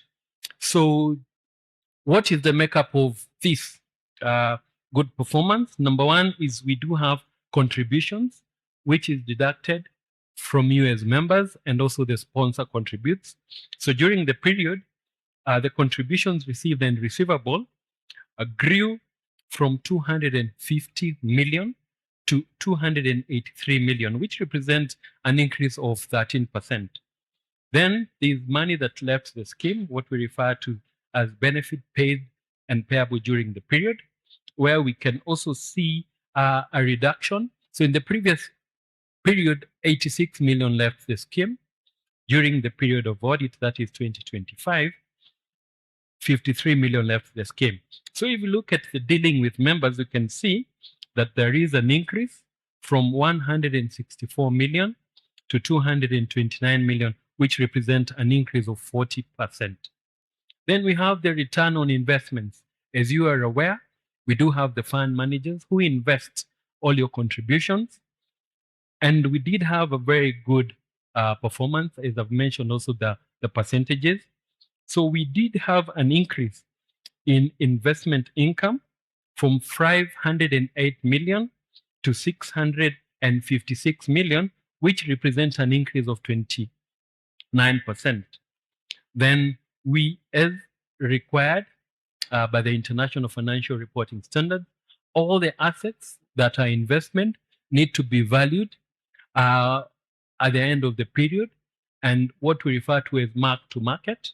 So during that valuation that was done as the 31st of December 2025, we did have an increase, and this is a book gain, what we call unrealized gain of 494 million, which is an increase from the previous period of 475 million. So we can see that generally we've had a good economic and macro activities that have enabled us to have very positive returns on the changes in fair value. So out of these 495, 150 million is what I'd mentioned related to the debt instrument. And that, based on the RBA regulation, is not distributed and is held as a reserve. So related to it, we have investment related expenses, where we can see an increase from the previous period, which was 11 million. In the current period, we have 15 million, and this is an increase of 34%. So we have the return on investments, which grew from 975 million to 1.1 billion. Then we have admin expenses. During the period, it increased from 24 million to 33 million, representing a 38% increase. Then we have taxation, and this taxation relates to the unregistered portion of the scheme, where we saw a decrease in the tax from 25 million to 20 million. So the net return on investment is the figure that we've been mentioning, $1 billion during the period, which is an increase from the previous period of 923. So if we add the $1.081 billion and the net dealing with members of 229 million, we do have an increase of the 1.3 million. So we closed the scheme with a fund value of 5,737,416,941. So if we turn to the next page, which is page number 46, this refers to the statement of net assets available for benefits. In financial terms, we refer to the balance sheet. So it looks at all the assets and the liabilities for the scheme as the 31st of December 2025. And the first item we have are investments, which are mainly invested by the fund manager. So the first item we have, and in terms of weight of investment is 76%, is government securities, which increased from 3.4 billion to 4.3 billion. Then we have quoted equities, representing a 16% weight, and we can see there is an increase from 680 million to 924. Then the other one is the offshore investment, which represents 4% in weight, which increased from 211 million to 230. We have a unit trust, which we didn't have in the previous period, of 121 million, which represents 2% of weight. Then under investment, we also have short-term deposit, which falls under the current assets. In terms of weight, it represents 2% of the investment held. So it increased from 82 million to 114 million in the current period. So the total investment we held increased from 4.3 billion to 5.6 billion. Then under current assets, we do have receivables, which increased from 757,000 to 24 million. Then we had a bank balance of 1.8 million, which is a reduction from the previous period of 22 million. So total current assets held during the period increased from 106 million to 140. Then we have liabilities, which we call current liabilities, which refers to any liability that is expected to be met within a period of 12 months. So during the period, there was an increase from 10 million to 13.4. So the net off of the current assets and the current liabilities, we can see an increase from 91 million to 126. So if we add the net current assets and the investment hand, we can see the fund value as had been mentioned. But this is represented by number one. There's a bond reserve, as I've mentioned, based on the RBA regulations, that the bond reserve needs to be kept. In the current period, we do have 227 million. Then we have PRMF, 7.1 million. Then members balances of 5.5 billion. So, Chair, that's the end of my presentation. To be able to appreciate the breakdown of the numbers I've mentioned, we do have notes that are in the section after from page number 51 up to the end.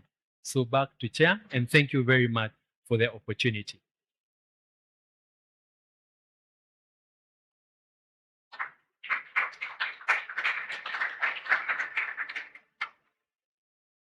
Thank you very much. Thank you, CPA Kabiru. The MC is walking in, so he'll be able to guide us. I know the service providers are next, so from here on, I believe we'll have representatives from the different committees to welcome the different service providers. So, Trustee Lomeri, back to you.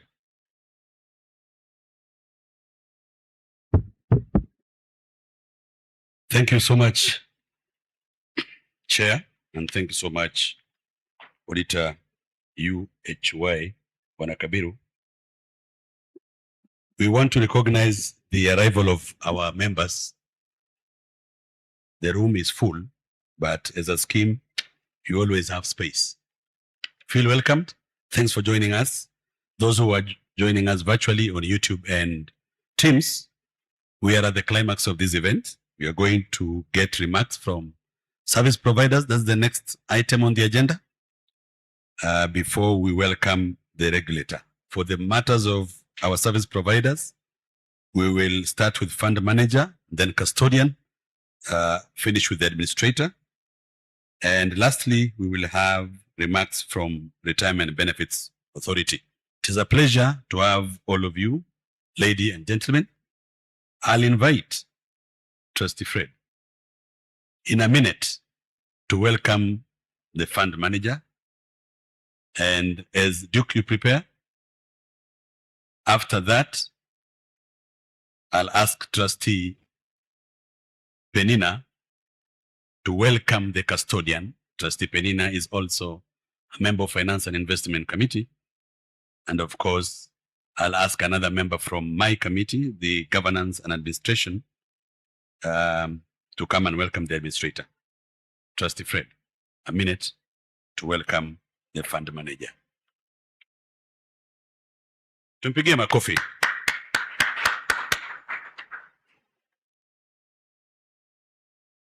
Thank you so much.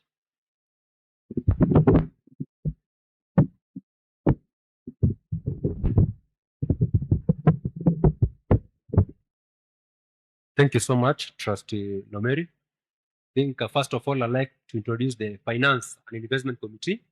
We are three in number. We have Trustee Penina Nyawira.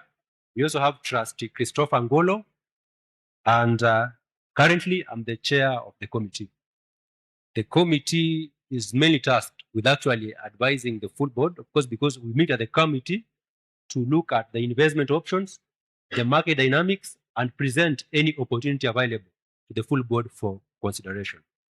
So having said that, Our fund manager is actually Jan Africa, and he is represented here by Mr. Duke Ochako. Please, Mr. Duke, welcome.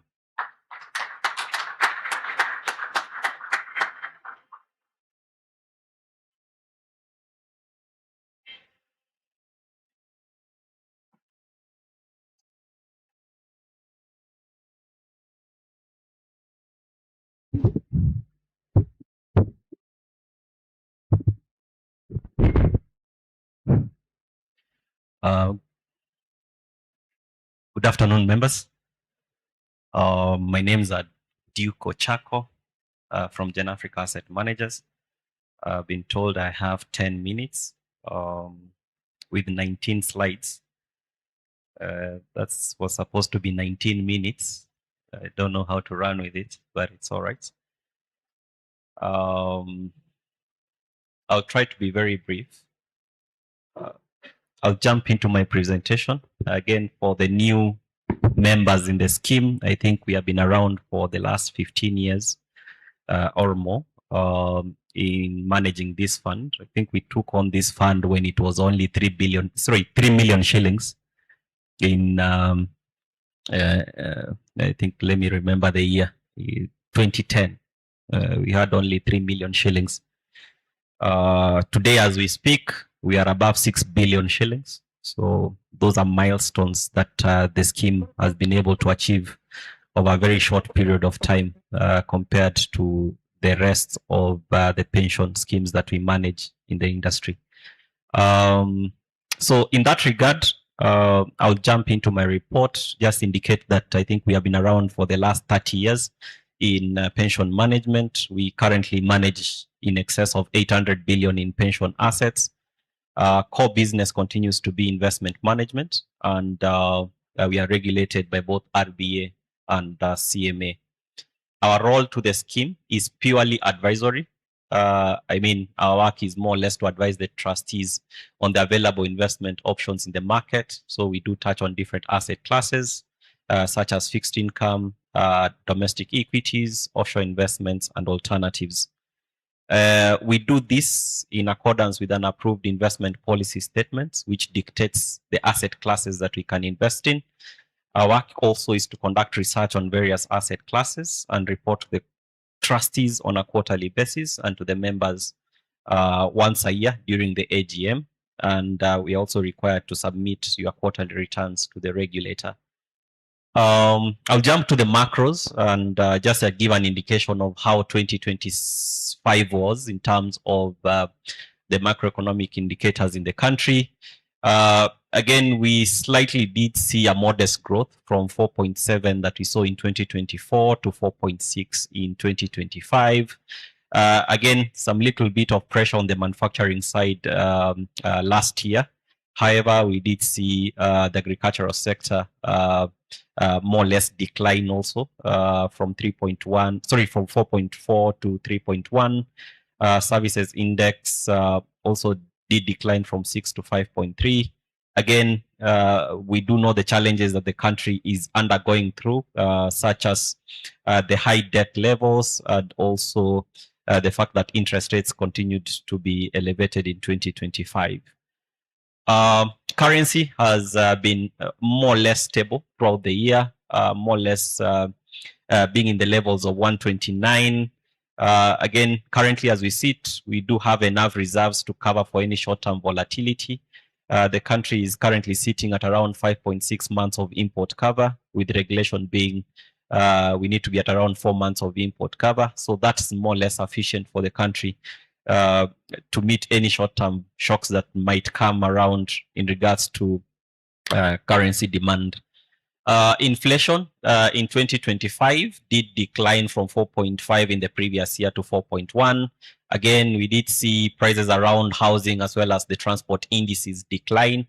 I'll give my commentary around our outlook for this year so that the trustees and the members also can appreciate where we are and where we are heading as a country. Again, food prices continued to be more or less on the decline, also, sorry, on an increase as we finished the year from 5.6 to 7.2. Again, this year is not looking good, and I'll just give you the numbers as I finish. Interest rates last year did decline across all tenures. The red line just indicating where we were in 2024, with highs of 14% on the medium-term tenure bonds.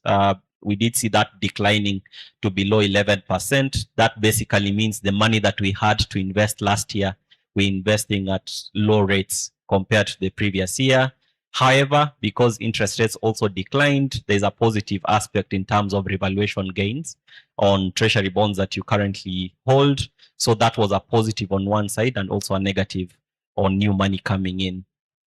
In regards to local and offshore equity markets, the local markets posted a very positive return. The Nairobi All Share Index was up 51.1% year on year.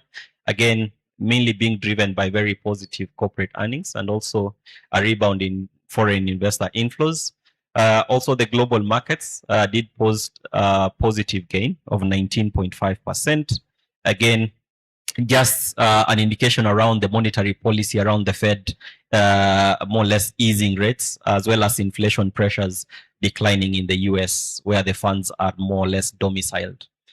I will jump into the numbers and just look at the numbers for 2025. The key note maybe to identify as a member is that 74% of your fund is invested in government securities, followed by 16.14% of the fund invested in local quoted equities and an allocation of 4% in offshore investments. We do have a very marginal allocation to money market instruments, that is 2.41% in callable assets, just to meet the liquidity needs of the fund. Fixed deposits at 1.75 and treasury bills at 1.01. So how was the performance for last year, and how was the fund movement? We did open the year with 4.4 billion shillings, received contributions of 259 million. We did make withdrawals out of the fund of 125 million. This is just to more or less members who are exiting, service provider fees, and taxes amounting to 228.6. The differential of 5% there, thereabout 86. The differential of 5% there, thereabouts is mainly being caused by the unrealized gain to treasury bonds. Again, with a new regulation, which indicates that we should not distribute unrealized gains or losses to members. That's why the number is 20.86. So from whatever I'm showing here, this is a gross number. It goes through other deductions after this, that is taxes and an RBA levy, which slightly brings it down to what you got in your statement. Historically, as indicated, this is how the fund has grown. We have moved from 13 million shillings in 2010 to more or less 2025 at 5.7, and the first quarter of the year, there was an indication that we'll have touched 6 billion shillings as we speak today. So you might ask, is it purely your contribution constituting to this 5.7 billion shillings? And the answer is no. On the green side, that's what we call your net contributions. So if I add all your contributions that you have given me and I deduct withdrawals, the total amount of money that the fund should be having currently is 2.1 billion shillings. But because we do invest for you on a regular basis and we compound it, the investment growth for the fund is 3.5 billion. So a very positive thing that now investment growth has surpassed your net contributions in terms of the overall fund value. What is your return in terms of the last 16 years? Your annualized return is currently at 11.15, and I'll more or less concentrate on this slide because it makes members appreciate more the good years, the bad years. In the last 2 years, we have had more or less a very good return in terms of mark to market, 29% last year in 2024 and 25% last year. But if you look at the 2 years before that, there was some level of volatility in 2022, 2023, where we didn't get a return of more than even 1%. That shows you that the fund being resilient enough in volatile times, you more or less hedge out the risks that you would have taken by maybe exiting some positions.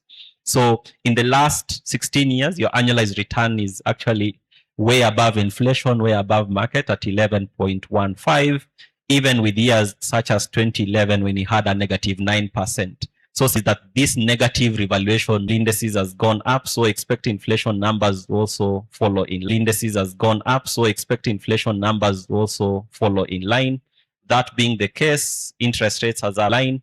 That being the case, interest rates as I've discussed in detail, expect that number to start going up, and that will lead to that negative revaluation that I've just talked about. I think from where we sit, we are not really worried about the exchange rate. We currently have enough reserves, and we don't project the government really allowing the shilling to go past the 131 shilling. We are currently at around 129, but from our own projection, we believe it will be oscillating on that level. The stock market, I think it will continue performing really well this year. However, we do have the downside risk around this geopolitical conflict, but we do believe that the Kenyan market now is stable enough to more or less overcome those geopolitical issues.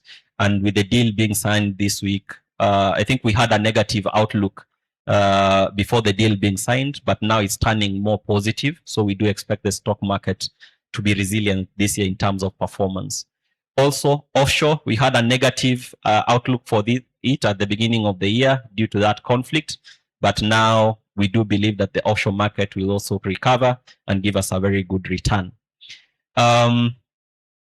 For those members who are interested in some of our products that we do outside the pension side, we do have a money market fund. For those who are interested, you can invest in our money market fund as well as our fixed income fund, which more or less continues to provide very good return for short-term investors. Finally, I tend to just give a teaser to the members in the room. Kindly remove your calculator. There is a piece of paper on the table, and let's calculate our net worth.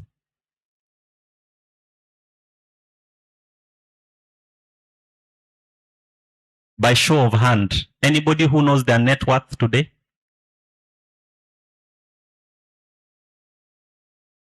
Not even one. Don't be afraid to say 70 million. We won't audit you. All right. I hope you have removed your calculator. Is it out? All right. Take the net amount you receive in terms of your salary. Just put it there in the calculator. The net amount. Net. Me, I got my net. 21,000. All right. 21,000 multiplied by 12. That is your annualized net return from your income as an employee of GDC. All right. How old are you? Multiply by your age.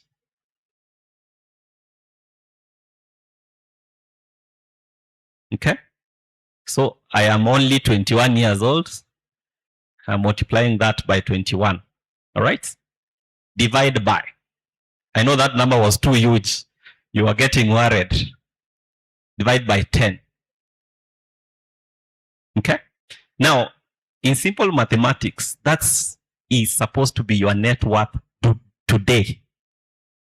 Today, if you have above that, you are doing well. If you don't have anything above that, you're not doing well.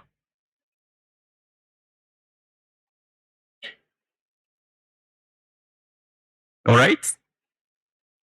And I'll give you a very good example. There's a person who has just looked at that number and said, I have a house worth this much. And I have debt worth the same amount as the house. That is zero. Are we together? So look at all your assets that you own, subtract your debt. That number should be above the 1 million, the 10 million, the 4 million that you have just wrote on paper. So let's work to be always above that number. Always. Thank you.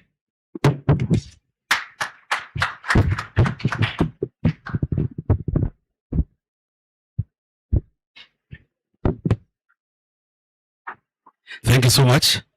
Thank you.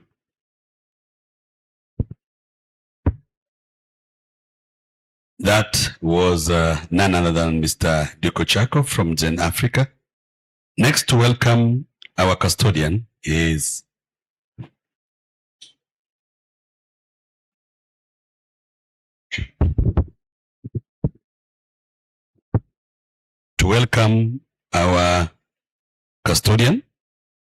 Trustee Penina, and she's already here.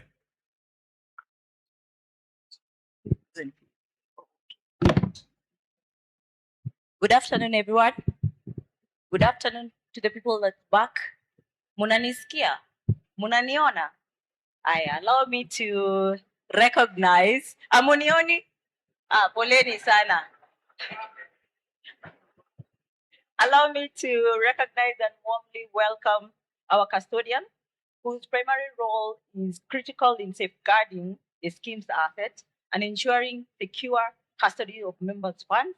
We appreciate their continued partnership, professionalism, and commitment to supporting the scheme's governance and operation.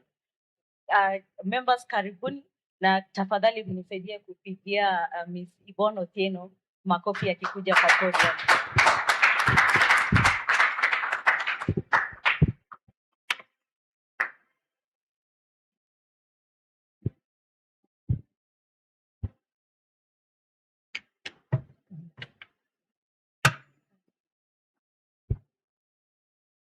Good afternoon, members. Good afternoon, members. I hope I don't look that boring. I try to be a bit bright.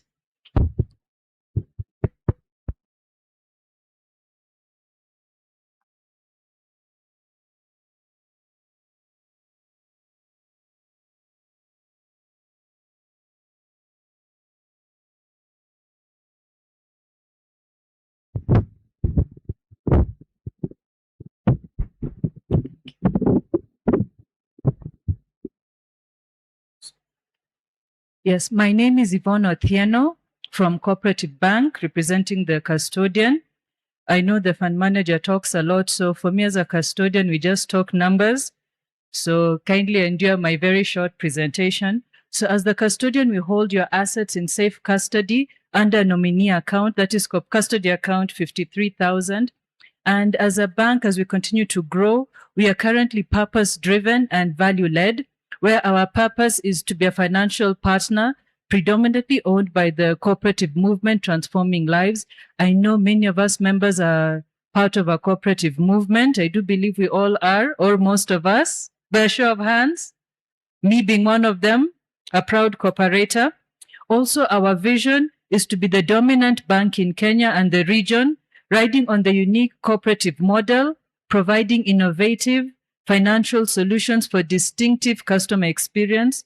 And our mission is to offer a wide range of innovative financial solutions, leveraging on our heavy investment in multi-channels, national and regional presence, with a focus on excellence, customer experience by a highly motivated and talented team. As you can see, I'm quite motivated and quite happy to be here and see you members.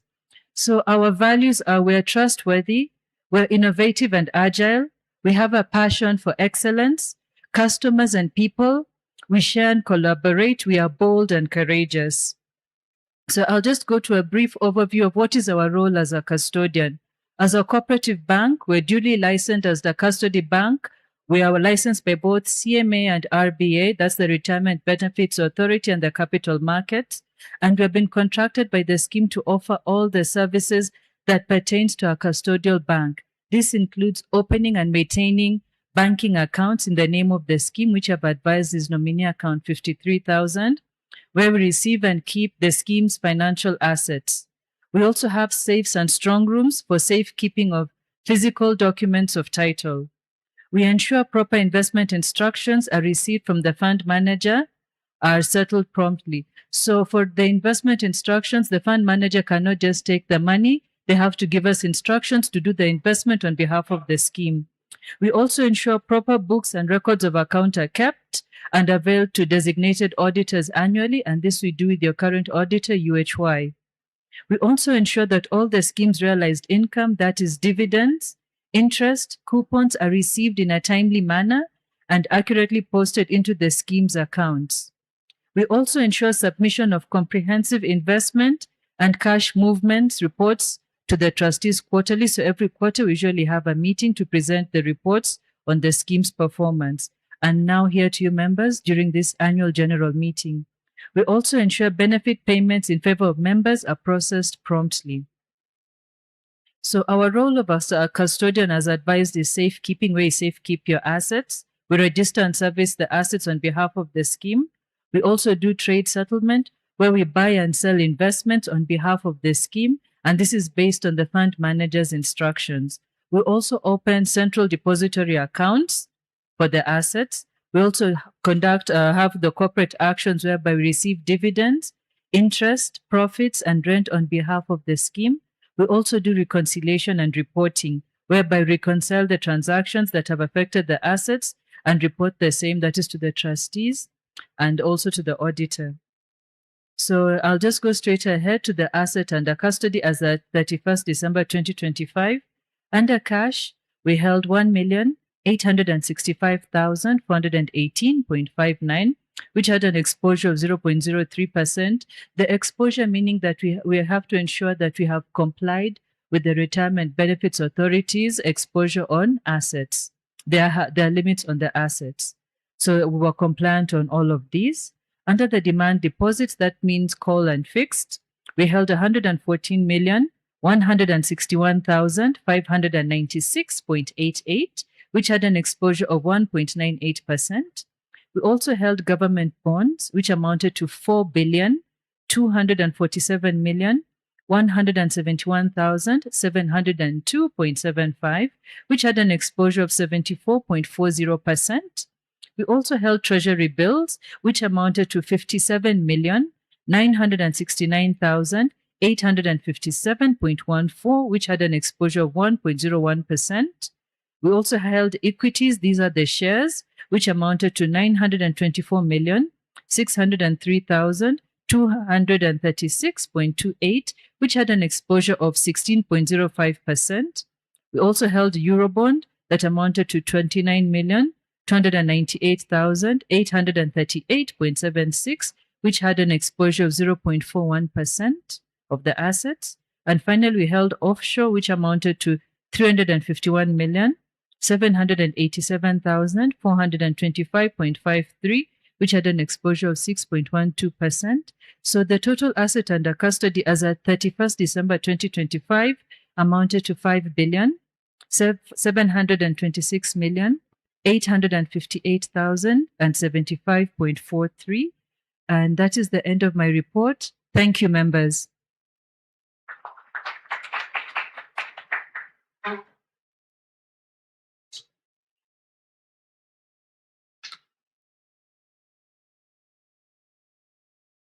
Thank you, Yvonne, for the report. Wakili Trustee Charity, Zeron, are you here? I want you to welcome the administrator, Trustee Ngolo.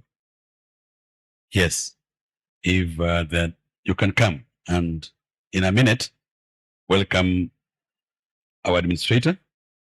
Remember, we have had remarks from the fund manager in Zen Africa, presented by Mr. Duko Chako, Custodian Cooperative Bank of Kenya, presented by Yvonne, and our administrator.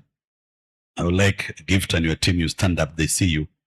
Mko hapa, please, kindly, the entire team of Annual Financial Services. Thank you for coming. Gift. The person to welcome you is a member of the Administration and Governance Committee. And just to make a reassurance to members and stakeholders who are here, our fund manager, the custodian and administrator have been working with the Board of Trustees and members very closely. When you see numbers, there's contribution by people. And when you see numbers also dipping, it means contribution, togetherness, cohesiveness could have gone down. So it's a beauty as a scheme to hear that our partners are with us And you can see the kind of commitment that they're given to you. Today, as we leverage on technology, they have also been having systems. But as a scheme, we want to build on our technology so that it will be easier for you to reach them. There is no point in a scheme to have a fund manager or administrator with the latest, but the only thing we can give you is a portal link. No. We have to leverage technology within our scheme so that at any time you can see what records are the administrators, what figures against the volatilities Duke giving us, and of course the custodian's report. Ladies and gentlemen, Trustee Chris Ngolo.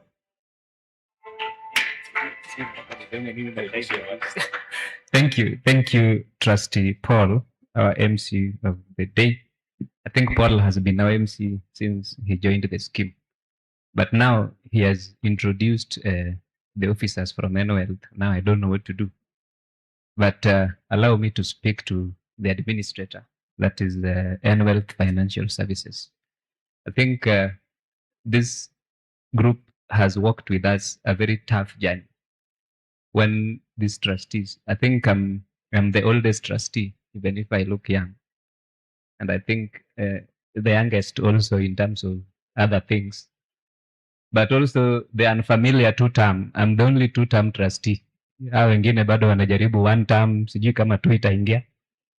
So I have worked with this team of NWealth Financial Services for quite some time. And just to remember, I know Trustee Lambert is somewhere.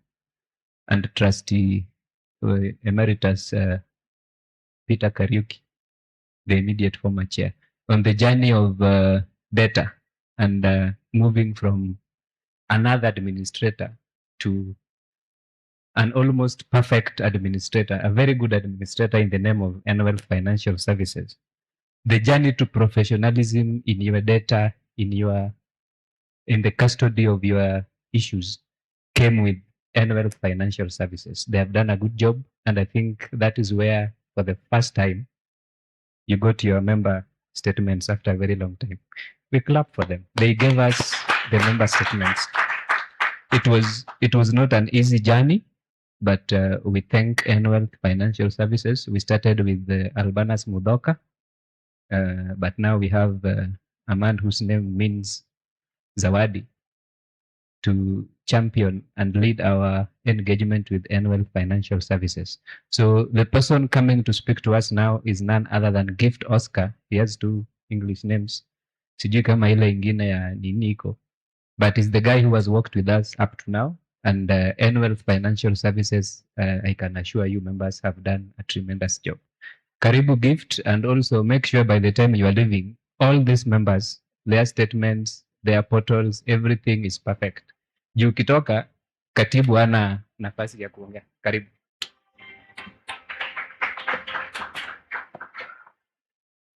Good afternoon, members.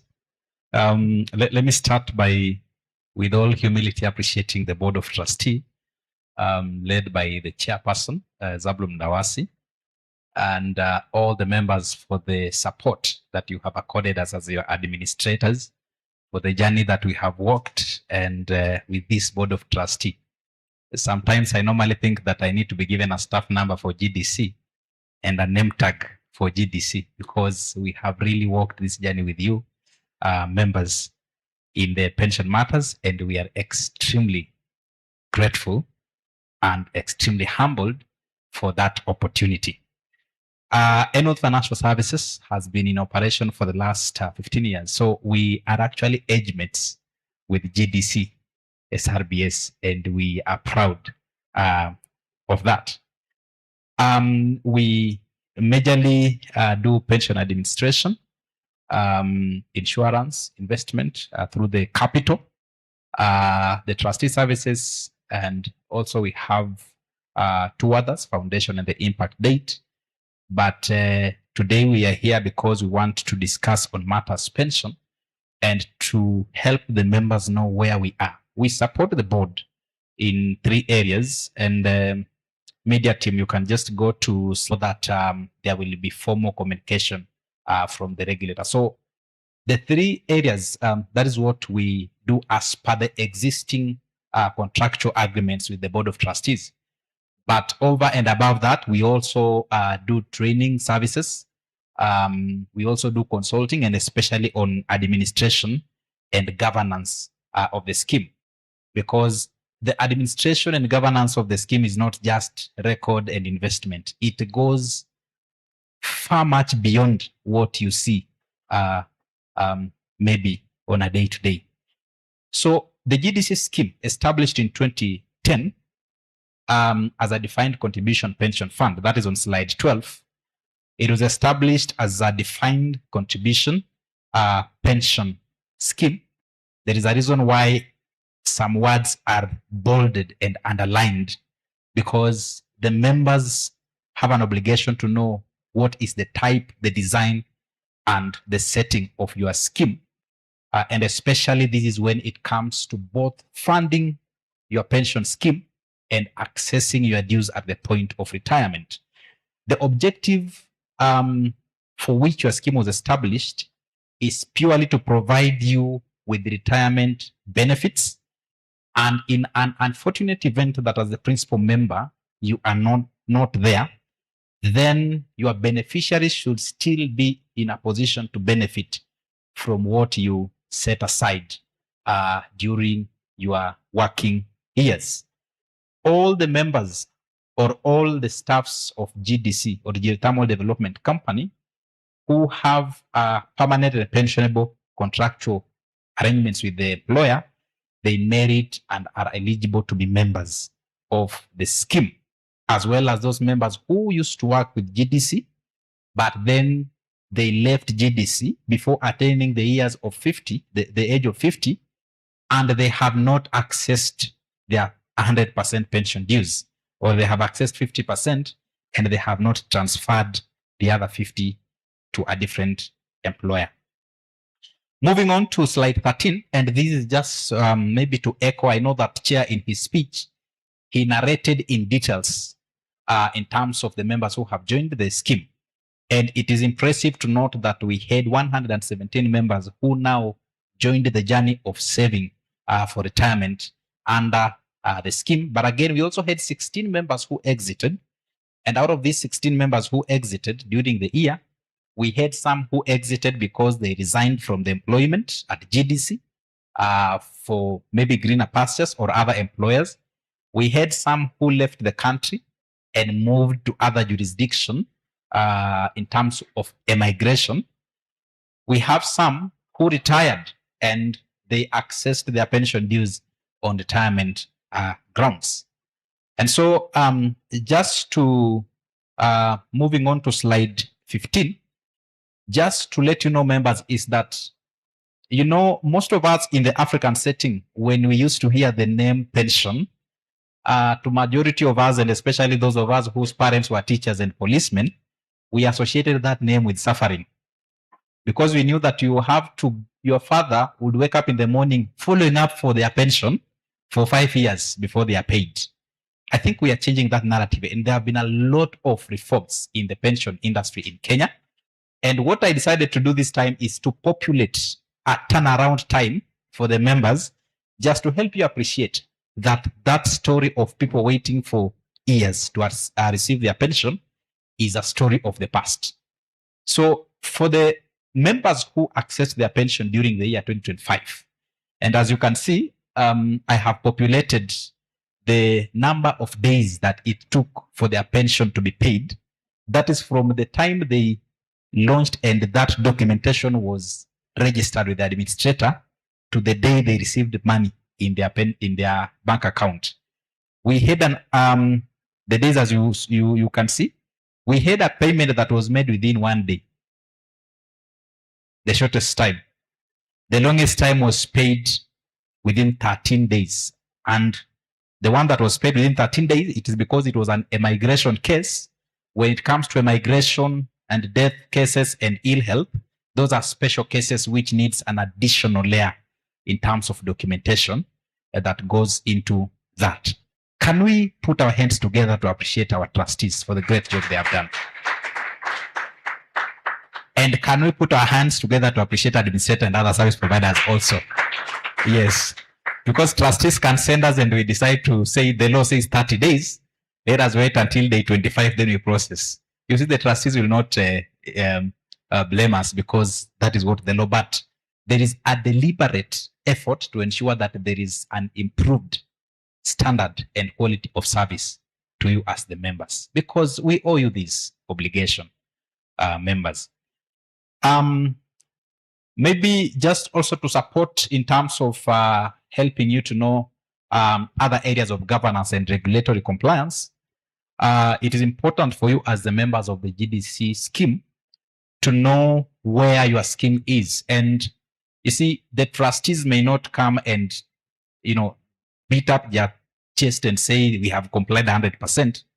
As per the mandate, it's only the regulator and the administrator who looks at this position overall, and then they can be able to guide that the scheme is either compliant or it is not compliant.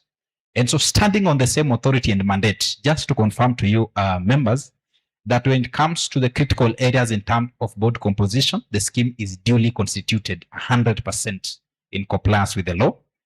Governance instruments, that is the scheme trust deed and rules, the scheme policies, and other areas, we confirm that again the scheme is compliant 100%. When it comes to investment mandate, and you just heard what the fund manager stated as well as the custodian, is that we have an investment policy statement as well as the regulatory approved limits beyond which the assets are not supposed to be invested. And this is because there is a need to optimize the returns that you are given. So when you are saying that we gave you 20% as the returns, please note that trustees did not go and into casino and put all the money in casino so that they can get the 20%. There is limits in terms of different asset classes where these investments were put to be able to optimize the returns. And so we confirm that in terms of the investment mandate, all the asset classes of your scheme were compliant.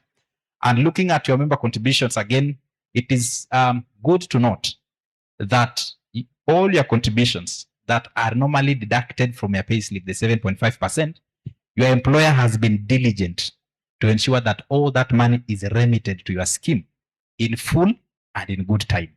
Let's appreciate our sponsor for that. Yeah, because you may not realize how heavy that statement is until you sit in other AGMs where the sponsor has not been able to remit billions of money as contributions. And because you are living in this country, I know you know some of the entities that have been affected in that space. So I think it's something to be proud about in terms of the contribution.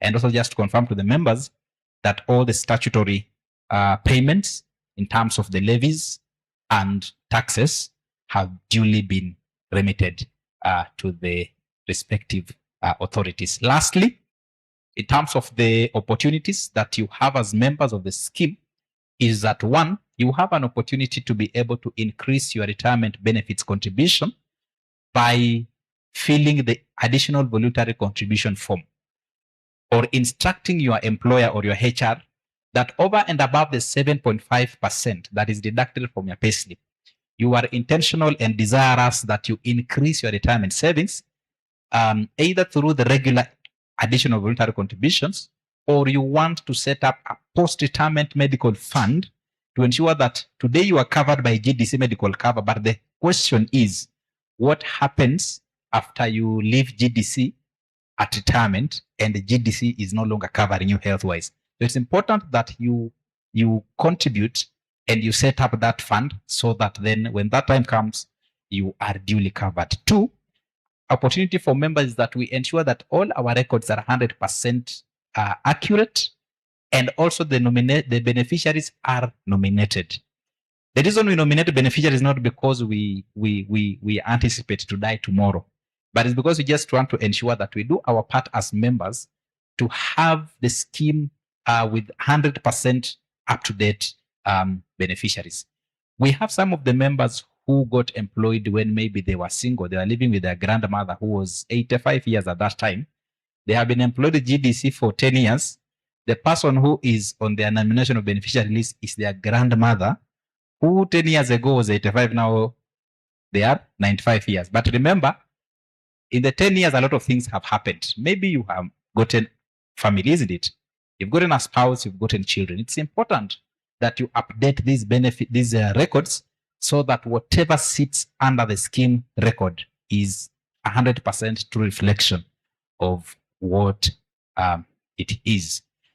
Online portal, Chair mentioned that we revamped the online portal. Again, this was just to provide you as a member a good and best experience when it comes to interacting with the retirement benefits. So we encourage all the members to check, be checking even monthly. If you want to check even daily, you can be checking your balance daily.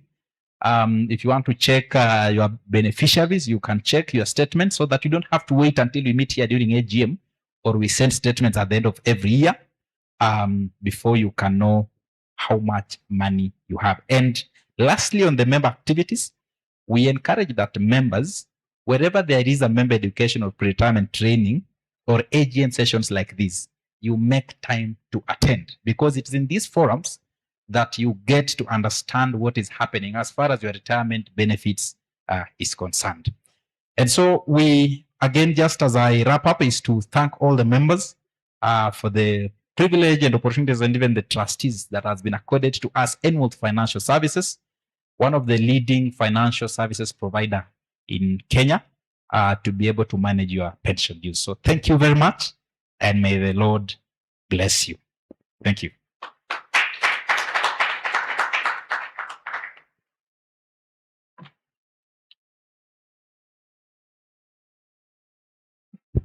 Well done, well done. Gift Oscar is, like he said, he should be given a tag and become one of us, because all the time, apart from the administrator managing other schemes, he's dedicated his time to work with this scheme.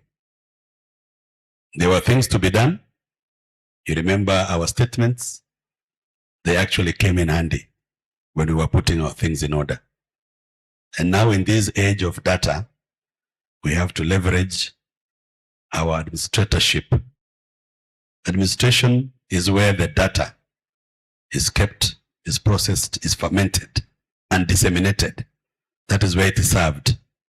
So without a good administrator in a scheme, we do not allege to have a safeguarded scheme at this era. We ran away from the paperwork.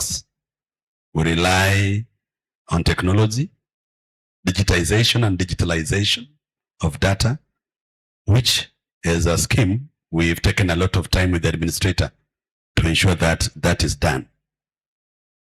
We don't want to hear the stories that records were eaten by rodents.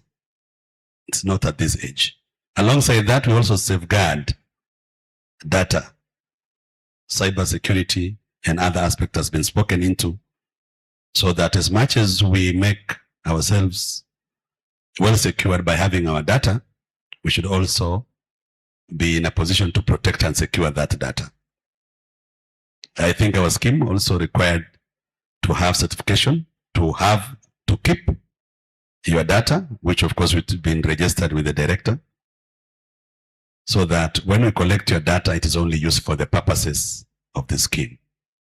So you'll allow us to go with to move with time, so that as much as we want to say that we are catching up digitally, we are also catching up in securing your data. The administrator has been working with us closely, and that is why we've had a lot of interactions to ensure that we put things in order and we comply to the regulations.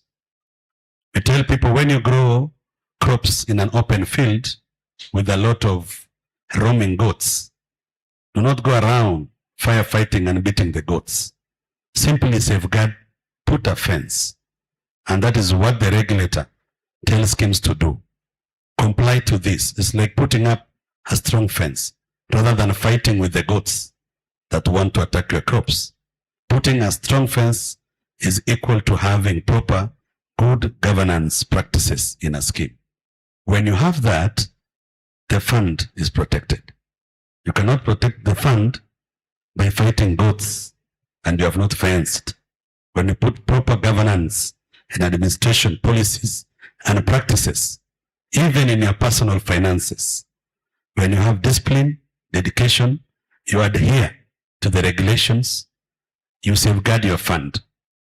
The work of trustees is not to bark at strangers, it's to safeguard and to ensure that they cater for the best interest of you, the member. At this juncture, I'll again welcome the chair of the Board of Trustees, Trustee Zablon Mwakitele Mlawasi. That middle name is hardly used, maana ni majina tele, lakini ndugu Zablon, nakuomba kwa heshima na taadhima uje.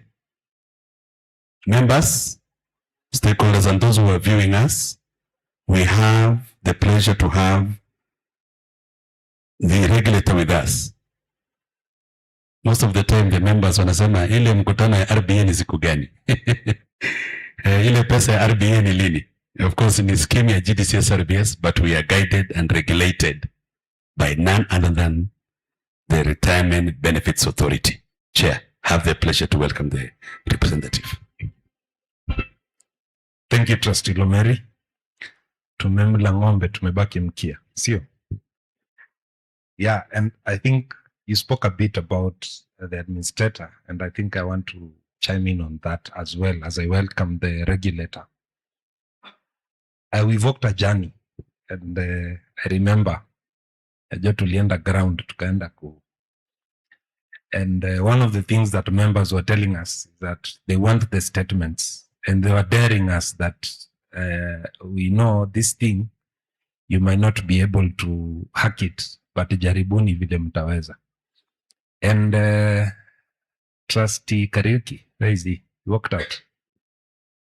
Yeah, and I think it's important, and Trustee Lambert is here. When we went in, we found that they had actually done a comprehensive report with the help of the administrator, which detailed everything that needed to be done, all the issues that were there, all the gaps. Ours was very straightforward. It was just to work on the mode of implementation of that report. It's important, that we give credit where it's due. That is exactly what happened, and we came in, we discussed and agreed on the mode of implementation. And the moment we implemented, then we had our statements. Kuna mtu alikuwa anasema they were streaming in like forms 34A ama 34B, and we finalized on that part. So collaboration is the name of the game. We have to work together as former and current trustees and future trustees as well, so that we build this brand that we've created, which is GDC Staff Retirement Benefit Scheme. With that said, I think it's important to also appreciate the administrator for the job that they're doing for us. We really push them very hard. Gift, I know there are times we really push you, nakuonea huruma, but we have to deliver to these guys. So we'll keep pushing you. We can't promise that we'll go easy. We'll continue doing the hard work to ensure that we deliver to our members. With that said, everyone has spoken, but there's one very important entity that needs to speak to this meeting. And I remember last year, Bosco saying that this is the only opportunity you have to regulate the regulator. So when MC, I don't know how long RBA have. 10 minutes. Sawa. So you have leeway. So let us all give a round of applause for Mr. Mugambi from RBA. Karibu sana.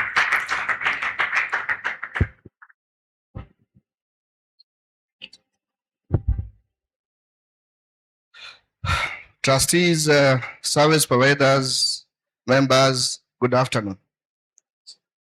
My name is Peter Mugambi Mudhuri, and I'm here to represent the Retirement Benefits Authority. I'm actually a contact person at the authority. So if anything you need in authority, it's Mugambi who is your scheme officer. So today I'm here to talk to you about two things. One is the recent legal changes. Two is whatever you're proposing to the government to change matters to do with the law. For those who don't know what RBA does, RBA was formed an Act of Parliament of 1997, and were given 5 things to do in that act. One was to regulate the establishment and management of pension schemes in Kenya. 2 was to protect the interests of members and sponsors. 3 was to promote the development of the retirement benefit sector. 4 was to advise the cabinet secretary and national treasury on all matters related to pension. And finally was to implement all the government policies. When RBA came in October 2000 in place, the fund size in the sector was something in the region of 100 billion. Today, as we speak, we are talking about 2.8 trillion shillings, which is quite a big movement from a mega 100 billion. The Civil Service Pension Fund is one of the fastest growing funds. Remember, the civil servants previously were never deducted anything in their pension. But as we speak today, for the last 3 years, the civil servants are also contributing. It is one of the fastest growing funds. I think it could be now in excess of 400 billion or thereabout. So on the legal changes, one of the most significant change is a tax incentive that moved tax deductible contribution from 20,000 to 30,000.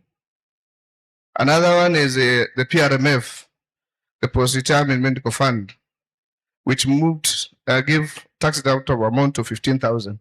I was speaking to some of the trustees here, and they're saying members have really taken up the PRMF. We have, these are the changes. So the tax exemption, if you've been in a scheme for more than 20 years, even if you have moved from one scheme to another, to be accumulated. So if you have been in a scheme for 20 years, you will not pay any taxes on attaining your retirement age. And then there is no requirement going forward to register with RBA and still again register with KRA. Once you've registered with us, that is it. So there is no need of getting another tax exemption. So contractual staff are also allowed to join retirement benefit schemes on a voluntary basis, and they will enjoy similar tax benefits. Remember also gratuity also has been exempted from tax. So I think the next slide. The other one is the issue of the extension of trustee term limit from 3 years to 5 years. So going forward, trustees will be appointed will actually serve for 5 years, renewable once. So that is 10 years. So there was a lot of push to move it from 6 years to 5 years. So that's going to enhance all those advantages. Trustees are able to implement the IPSs and all that. And that is another significant change. Next. So you have registered 24 active PRMFs in this country. The authority has developed regulation which have been forwarded to the National Treasury for approval for PRMF. As you can see, as of December last year, we are talking about 189 million in terms of the PRMF. You know, human beings are like vehicles. When you have an old vehicle, you need to have a speed dial for a mechanic, so we realized that most retired members of pension schemes are using a lot of money on, and that is why he came up with PRMF. So members, please take advantage of the PRMF and take advantage of the tax free of up to 15,000, which is a significant change. Next slide, please. The issue of taxation of gratuity since 1st of July 2025, gratuity payments are exempted from tax. Gratuity earned before 1st of July are taxable, even if paid later. So, next. There's the issue of the ruling of the Supreme Court. We issued a communique to the scheme members on 16th of June that pension scheme will no longer be treated as public bodies. So pension scheme going forward are going to be treated like private entities. So that in as much, there's a ruling by the Court of Appeal that mandated all the pension scheme in this country to follow PPRA. And some schemes are even very small. They had to leverage on the employers to ensure that they are able to follow the PPRA rules. But that's notwithstanding, we are telling schemes they must formulate a comprehensive internal procurement policy. They must adhere to strict criteria for appointment of service providers. they must execute proper service level agreement with the service providers. They have to institutionalize annual performance appraisal and procurement plan. So trustees should appraise service providers' performance every year to ensure that they are performing based on the SLAs. And RBA is in the process of coming up with proper framework in the next foreseeable future to guide the schemes on how to go about procurement. Next. There's a new requirement that pension schemes must adhere to the ESG, which is environmental, social governance, from 1st of January 2027. What this means is that a pension scheme must showcase that in as much as they're investing the 6 billion, even in the investment policy, they are talking about environment and social governance issues, which means if you invest in bonds, green bonds, even how you invest this, or you're using solar, or you're doing something about the environment, pension scheme will be required to showcase and make a disclosure in their financial statement what they are doing on ESG.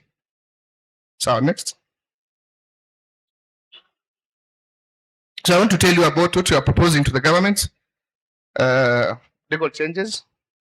One is there was a deletion in the Finance Act of 2025, which now, remember, benefits for the members of the fund who have served more than 20 years are not taxable. However, the death benefits are taxable. So we are proposing to the government to harmonize, to ensure also that death benefits are not taxable. To Melano. Next. We are also proposing VAT and excise duty exemption for scheme fees. The fees you are paying to the service providers you are proposing to the government to exempt to zero rate scheme management administration and audit fees for VAT to make sure that the expenses are lower for pension schemes. Next. We are proposing to the government to allow members of the schemes to be able to assess up to a third of the accumulated benefits while they're still in employment. Is it a good proposal? Is it a good proposal? Tunasema nguruwe jikaange na mafuta yake. Why should you go borrowing loans when you are in retirement when you can borrow from yourself? Anyway, it goes against the principles of saving, right? But we have sent our employees to go to those countries that they are doing the same, by the way. So you had a team that went to South Africa, they are doing the same. Remember, every pension scheme, when you retire, you take a third as a lump sum. Then 2/3 you take as a, what you are saying, that a third, unakuchukua 60 kula saa hii kama unataka. If you decide to kula mandazi, it's your problem. Remember, RBA, our modus operandi over years has been to lock. Sindio? To lock up to 100%, even if you retire, it went to 75, now it's at 50. And you are doing what you call in law, paternalistic laws, where you are protecting you against yourself. But now also you've realized, Kenyans are Kenyans. They want to eat now and still have something for future. So I feel like it's going to be very popular to the young people when you are telling them to say, unaweza chukua that. Kuliko uende kwa sako ama kwa bank. So we are proposing this. Let's wait for the finance bill act. Maybe the next 1 month or so. Tuone kama imepita. Kama imepita, kama umesave 9 million, to apply your 3 million yako. But now the problem is, even in those countries that have opened it up, people realize that members are not even assessing. Unaelewa? Kwa sababu if you don't need it, you don't need it. You only assess it if you have a dire need of that money that will make you go to the share lock. It also make you feel nice that you can easily assess 3 million mali lakini hujaguza. Unaweza enda uchukue 1 million ungoje another time like that. I know some members are for it, others are not for it, but this is a proposal. And we did a lot of public participation on it, and members supported it. Next. We are saying to the service providers that you need to talk to us when you are hiring your senior executives, because you have a lot of information because we share a lot of information with CBK, IRA, and our CEOs sit on each other board. So when you want to hire, say, a head of your business, you want to amend section 22 so that you can write to RBA for assuming Mr. Mugambi, how is Mr. Mugambi? They do a background check. You can even use the NIS. You get reports for the service provider so that they ensure that bad people are not managing the 3 trillion that you are accumulating. Next. We also want to get quarterly management report from the service providers, other than we usually get annual accounts from them. We want to monitor them quarterly. Next. So we are also proposing to harmonize all these laws. You look, all these caps which are down here, Retirement Means Act 97, Income Tax, Nini, Local Authority, the Governance, Retirement, the KDF, Soldiers Pension, Windows, No Funds Pension Act. If you look at them, matters to do with member protection, retirement age, assess, benefits administration, death benefits, and all those are fragmented. They are not the same. So what we are saying is, can we harmonize all these laws to speak the same? If it's the death benefits, how they are being paid should be the same for all the members in this country. Next. So also proposing, there's a retirement benefits are invested based on our regulation. There's a table we call table G that gives the upper asset limits. You're saying, and every scheme looks at your age profile and comes up with an investment policy, which is done every 3 years. So you're saying, other than doing it every 3 years, you do it every 5 years, in tandem with what you're proposing for trustees, every 5 years. Next. Okay, we're also proposing to change the law to give our CEO more powers. We have a big challenge on admitted contribution. Today, as we speak, more than 70 billion shillings is in admitted contribution. So we want to give KRA powers to be able to, we already give them powers, but we need to give them powers to be able to collect on our behalf and attach the assets of the employers who default on contribution. Next. Mr. MC, you gave me 10 minutes. How many minutes have I used? These things we have to tell people. Next, leave this one alone. Definition of an actuary. So what are we looking at? The future outlook. We are seeing a lot of schemes coming together and joining umbrella funds to achieve economies of scale to reduce administrative costs. Currently, as we speak, the trust funds are not regulated by anyone in this country. So once you transfer the money to the trust funds, those trustees can decide to do whatever they want to do. We're also looking at regulating the trust funds as an authority. We're also looking at now to shift the investment guidelines that focus on risk, asset, and liability matching as opposed to limits on table G. Table G gives the upper asset limit. So we want to promote member choices in investments. Like our own scheme in the authority, we've given members choices on investment.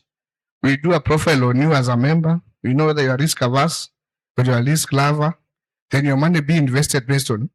So you can be having 2 funds in one fund, one aggressive, another conservative, and you have different returns.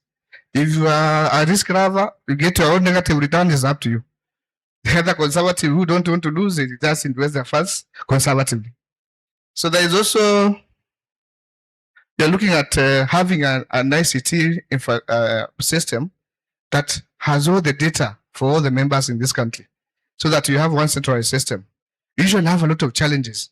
When you change service provider, say N-Wealth, you go to Octagon, you go to Zamara, sometimes there's a lot of fragmented data and all that. So we are saying we'll have one system that is funded by us to ensure that those schemes plug in, put all the data there for prosperity. Next. So these are the key policy issues. The pension coverage is still at 26%. Unlimited contribution is at almost now at 70 billion at 2025.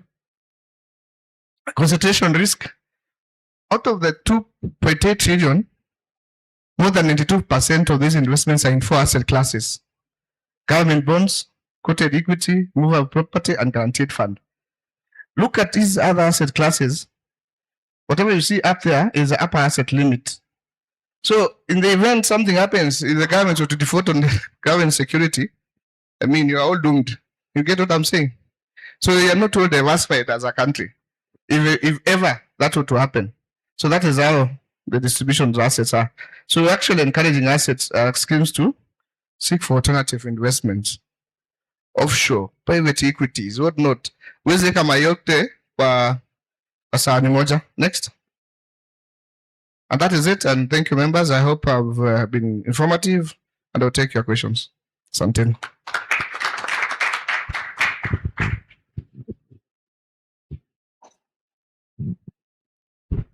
All right. Thank you. Another round of applause for Mr. Mugambi.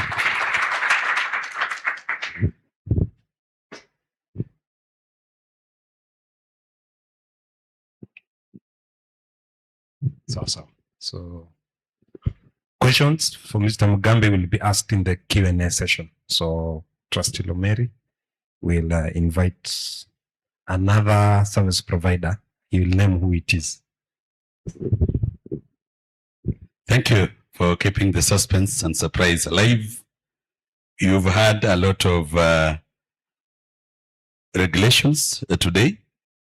When the regulator is presenting, we listen with the inner ears and we read with the inner eye so that we don't leave anything at chance.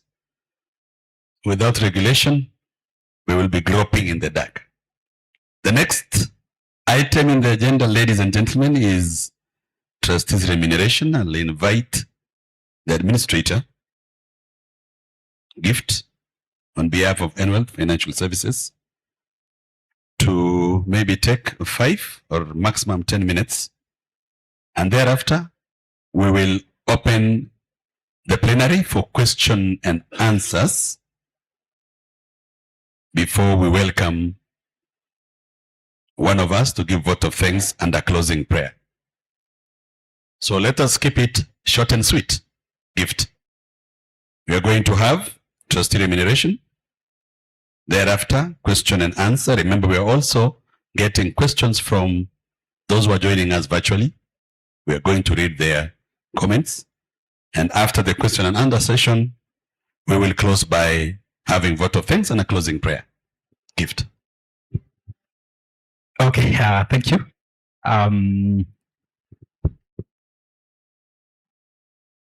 Thank you, Trustee Paul Lomeri. Thank you, Chair, and thank you, Mugambi, for that very detailed presentation. My assignment here is one, and that is on the next agenda, which is trustee remuneration. One is to confirm that the regulation requires that trustee remuneration disclosure is done during the AGM, which has been done during the audit report, review of the audit report. Number two is that previously we did have a straightforward approach or manner in terms of remuneration policy. So the regulations came, they required schemes to have remuneration, to have policies. Among them was remuneration policy. And later on, through a Gazette notice number 5796, which was published on 5th of May 2023, there was other guidelines that were issued to be able to guide on the approach in terms of setting up the remuneration of the trustees.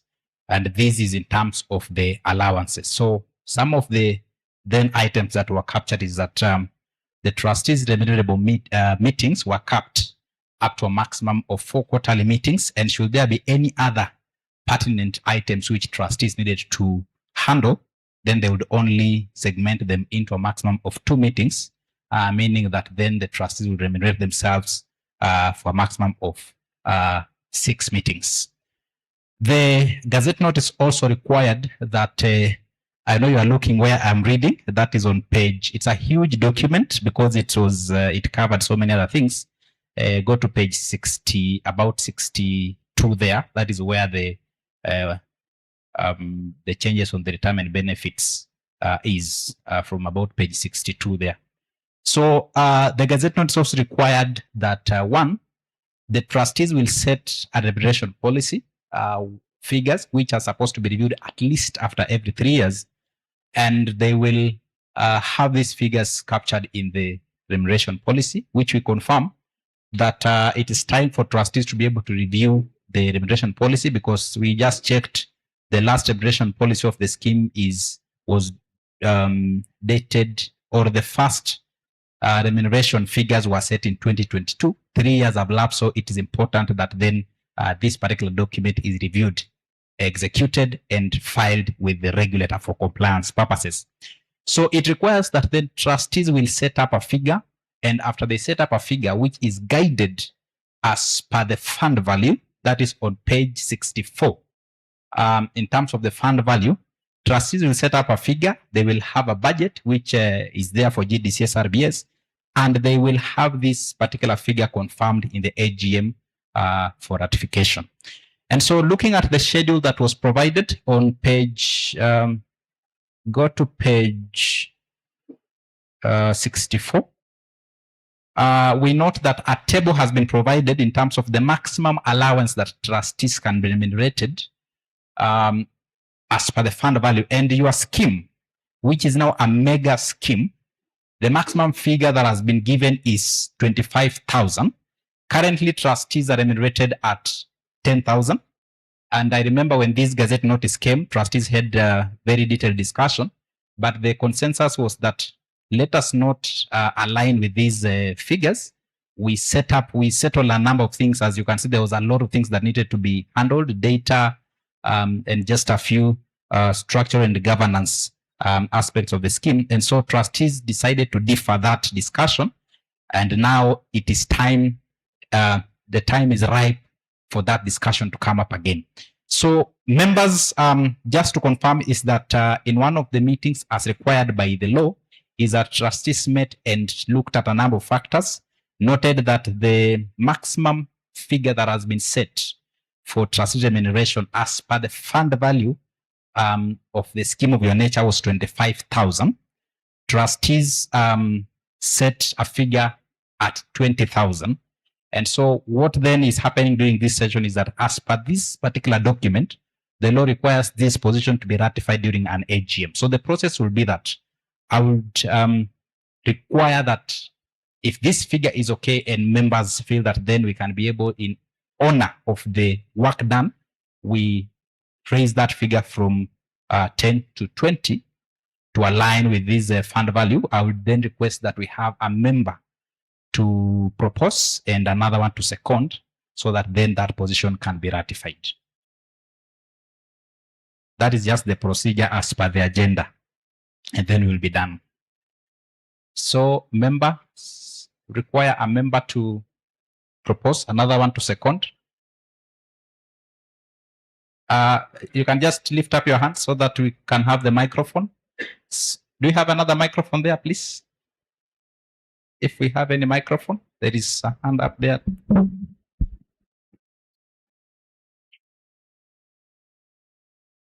I propose. Your name, please? Levi Shako. Levi Shako. Let's get another member to second. I second. Your name, please? Cyprian Masinde. Cyprian Masinde. Thank you very much, members. And in the interest of time, I wish not to proceed beyond there and invite, I don't know, it's Pondo Mary or the chair to take us to the next agenda. Thank you. Thank you. A round of applause for Gift.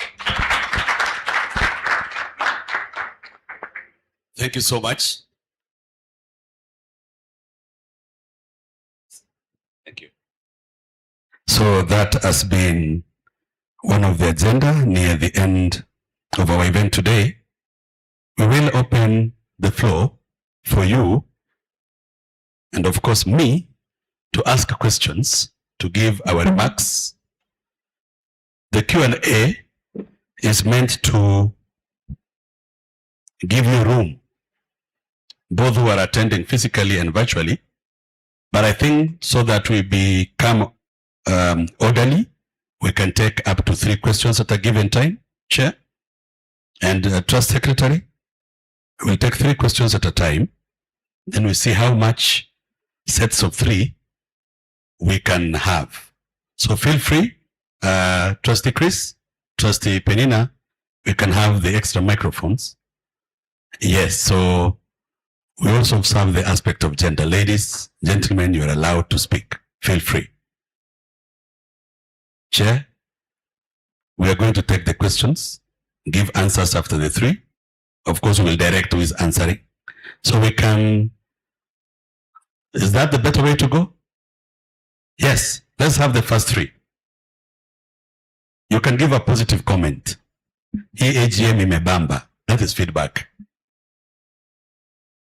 You can speak to the numbers that were presented. We have two hands. We have Sharon behind there. Who do we have? I can't see your face, sir. That is Brother Mutua, yes. And the third person, please. Yes, Ndugu Wanyonyi. All right, let's go. Good afternoon. Mine is just to thank the trustees and for job well done. This is a message from the North Rift Baringo Silale project that we're impressed with the work well done. Thank you so much. Thank you, Sharon.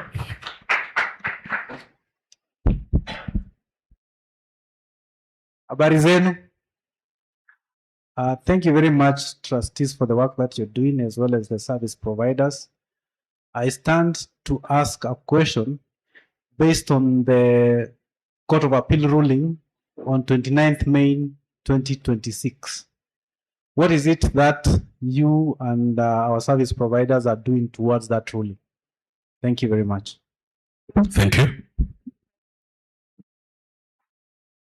On the NSSF Act 2013.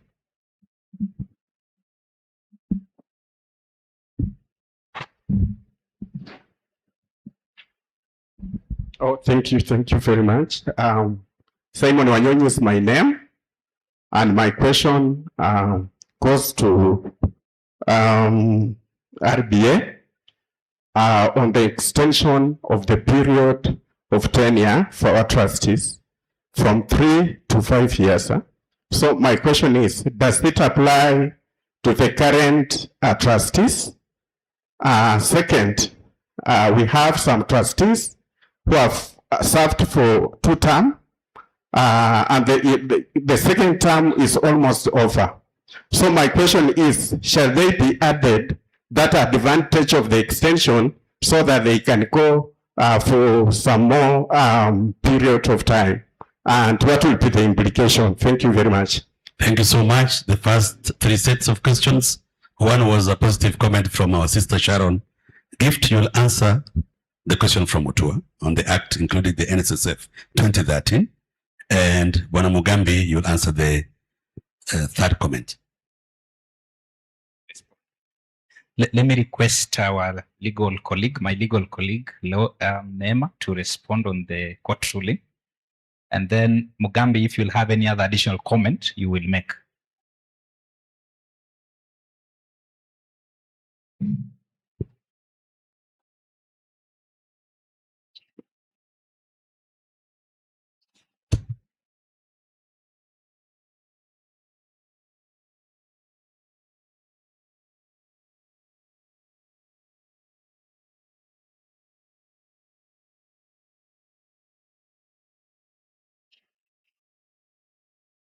I'll take the question on NSSF.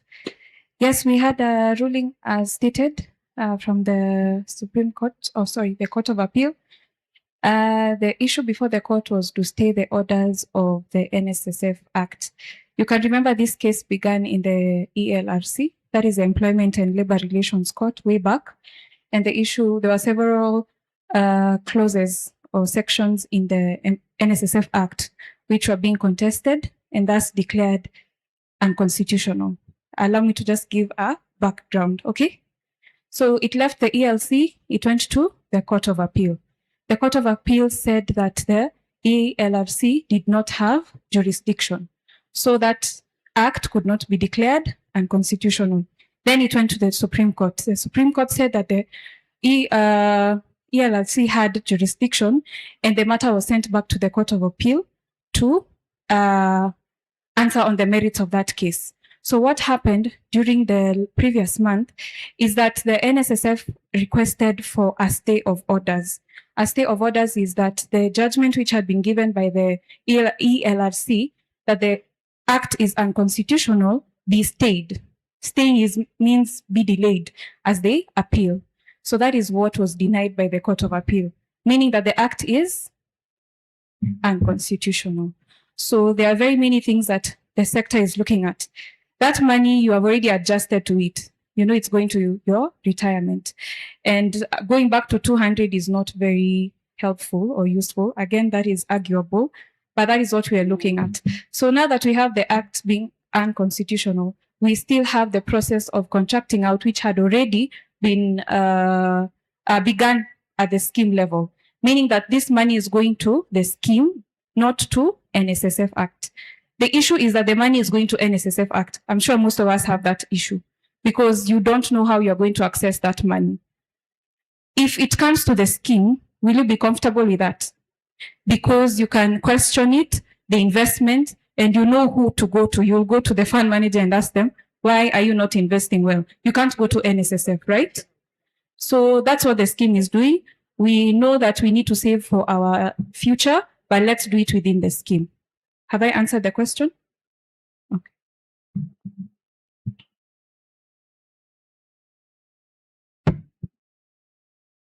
Do we have additional comments on the same? Gift left, representative left. There's a question from Bwana Wanyonyi. I think it was directed to Bwana Mugambi. He will get back to that. Let us have another set of 3 questions, and then we will look at the virtual. We have questions also streaming in from YouTube and Teams. So you have, we'll go first with Trustee Jacqueline Wahungu. Second? Yes, and last one. Thank you, brother. Last one. Bwana Muli, you come second. Third? Trustee Jackie to go first. Good afternoon, members. I think I want to ask this question to RBI. I know he has stepped out, but it's on behalf of all of us because when they bring in the issue of the two-port system, so when we are being told that we can be able to access, I know maybe I have a financial need and I want to access the two-port, that a third, as he has said. The key question is, does it mean the third goes or you are supposed to pay back? Has anybody understood how it will be operated in terms of if you go and borrow your 3 million, for example, then how do you return it? Because remember, I think there's a process of you must then again like pay back. So I think I need to have Mr. Mugambi in the room because I know it's a question. Yes, it's nice because we can avoid the Stima Sacco, the Mshwari, Mkopa, Funika, and Funua, all those. But Mr. Mugambi, I was just asking the issue of the two-port system, where a member like Jackie goes to access the third. How does it get refunded to the scheme? And if it's not refunded, then what is the future of the investment horizon? Looking at, should then trustees prepare for a mass outflow of funds? Because remember, you have put funds maybe in the bonds and in the other securities. So then does it mean that we need to reduce the investment horizon to accommodate that borrowing that is going to come in? Because of course, members will not be coming to the scheme. They want their third and you are telling them that their money is still in bonds and it has not matured, or we have invested in Mansa X and we only need, maybe Mansa X is not a good example because Mansa X is like the MMF, so that one you can withdraw. But I'm looking at schemes that maybe have invested in real assets, although Table G has limitations on how much you can invest. But then you're looking at the liquidity requirements for these propositions of the two-port. How has RBA or what is envisioned on how we are going to work around it? And even the employer on this other side, where I sit then, do we then have another plan of people now when we deduct that money to refund to that, then it's another operational challenge. Thank you.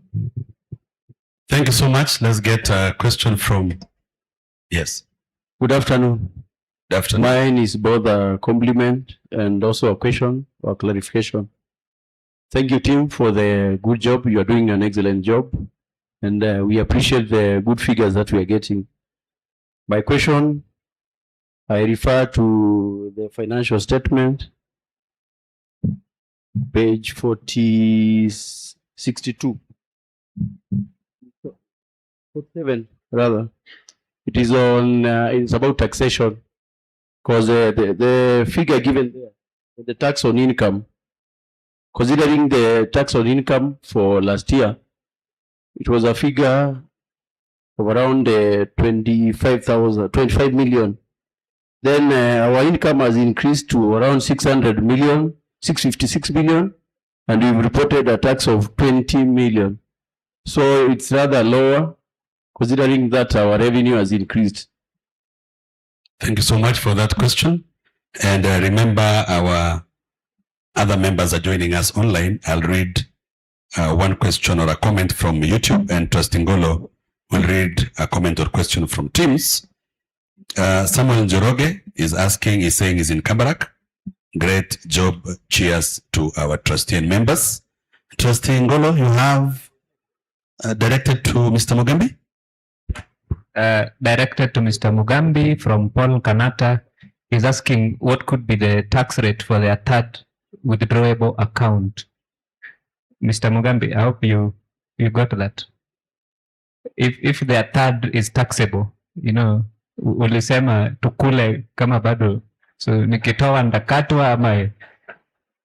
Yes, and then okay, yeah. Thanks so much, Trustee Chris. Questions to Mugambi, I think they have been quizzed. The question from Muli, I think, will be answered partly before our auditor by the TS, but first, Mr. Mugambi, and then Trustee Fred. Thank you, members. I think when I was here, I forgot to tell you that your scheme is registered with us, and it is very well run. From 0 to 5, we rank them from 0 to 5.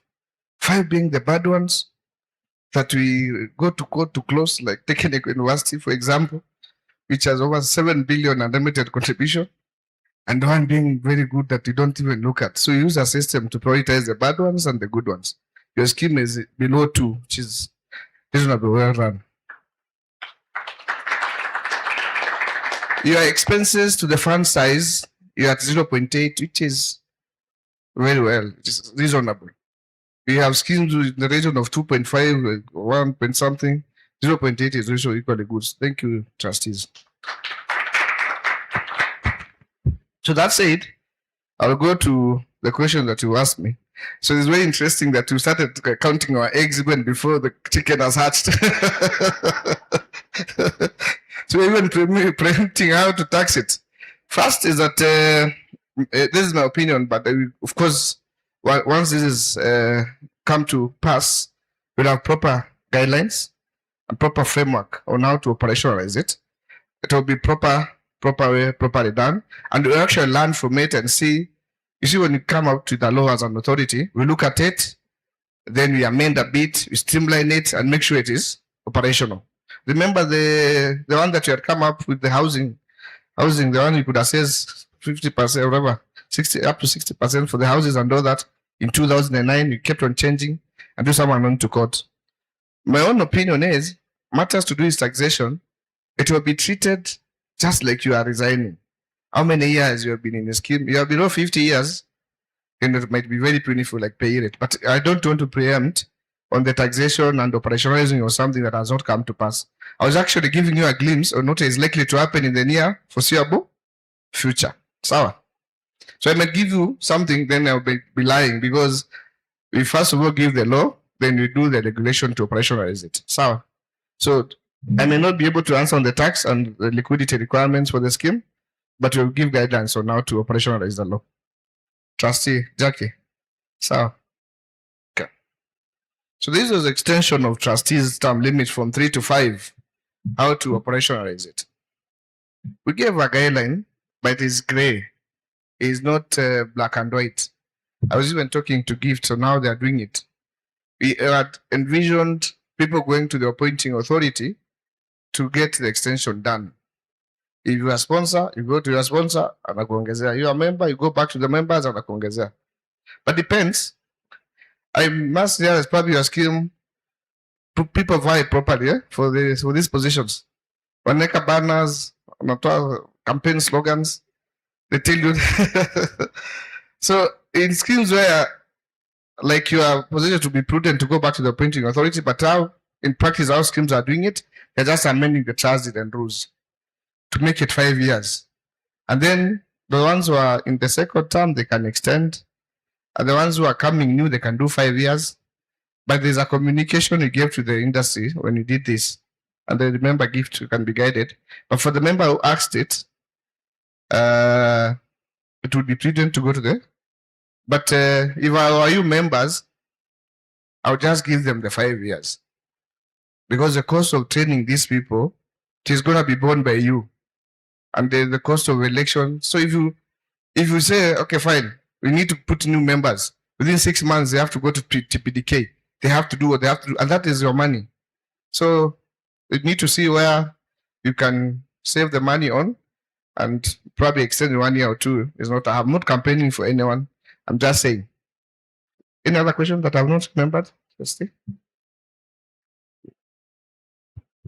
Thank you, Bwana Mugambi from the regulator. Trustee Fred, you have answers? Please, in a minute. Thank you so much, Muli. I think you asked about the tax differences in our statement. It's true that, remember, the pension, the way it works, the taxation are different stages. If you look at our report, you have the registered portion, where it's actually tax exempt at payroll.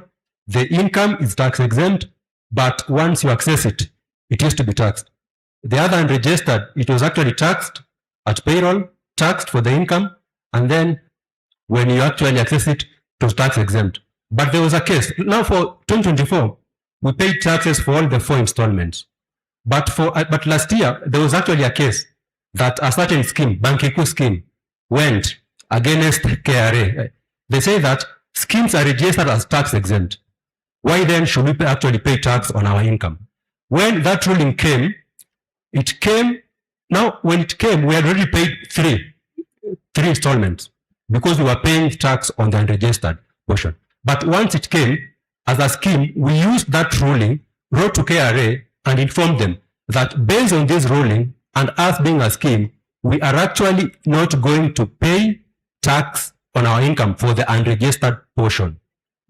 So that is why you can see we only paid for 3 installments. Now the last installment we did not pay. That brings the variance.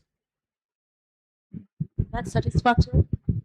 I know time is so much spent, but allow me just to add something for the comfort of members, because it's important to note that that is an item that is beyond trustees' control, but at the same time, it's also a critical compliance item. I know all of you know how to deal with the KRA sometimes.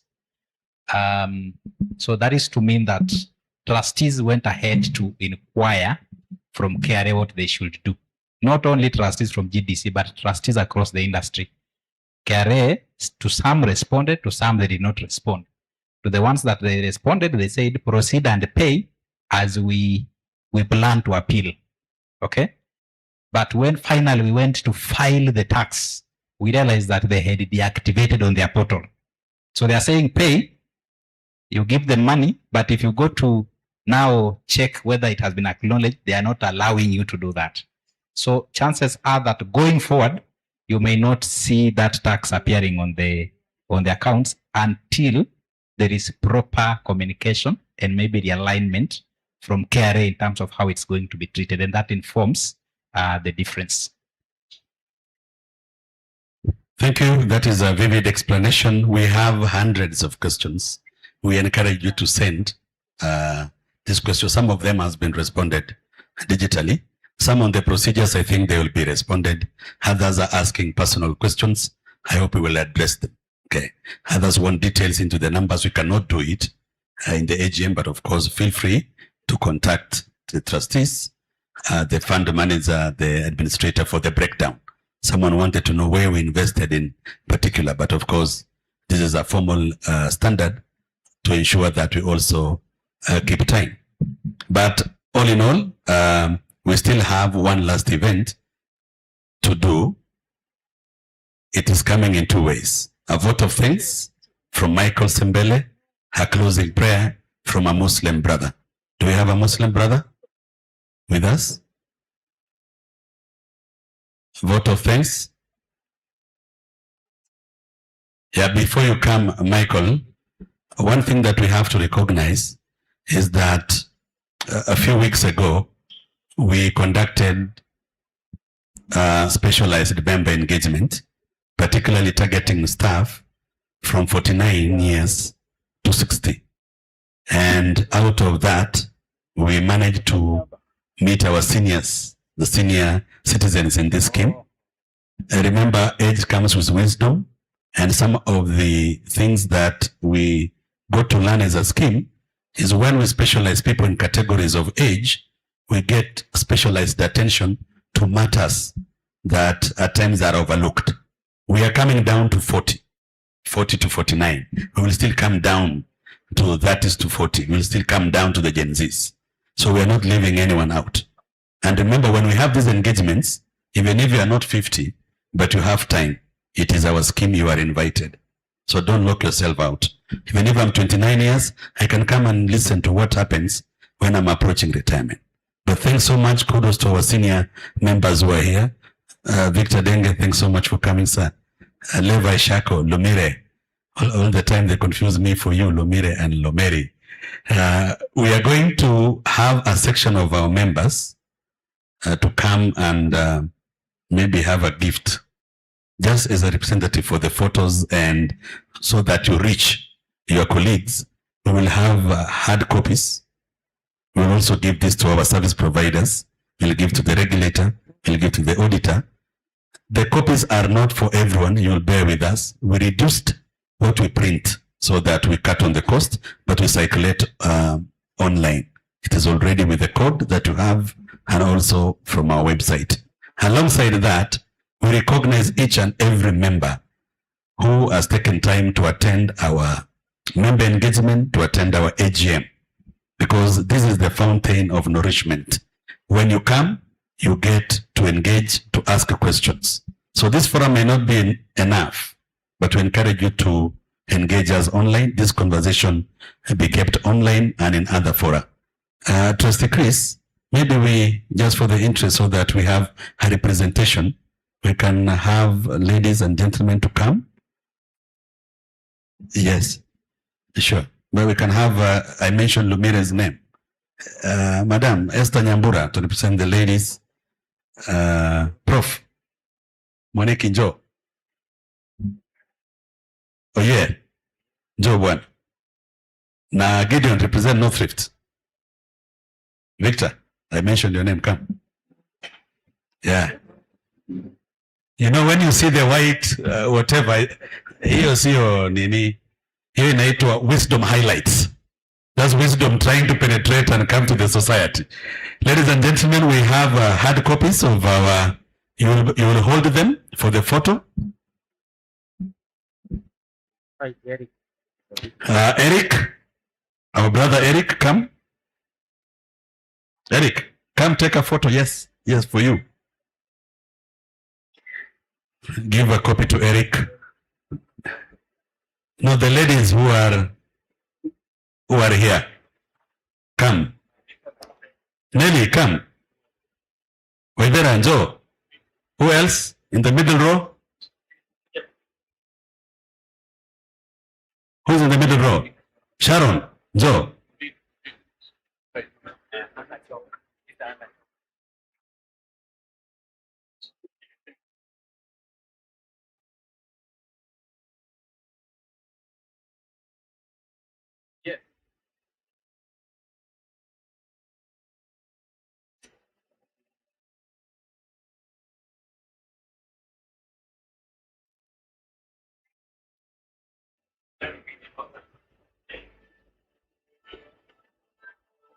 And before they leave, the tech team let us have the www.gdc at top there. Can we have that on the background? The confetti guy.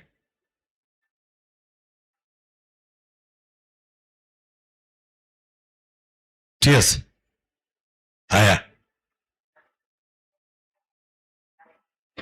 We are showcasing the hard copy of the report, and it is a special photo that members come first.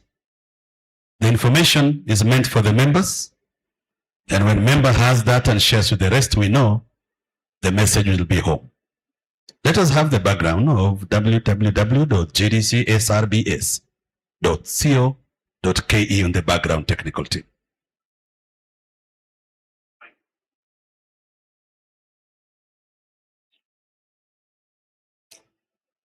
Thank you.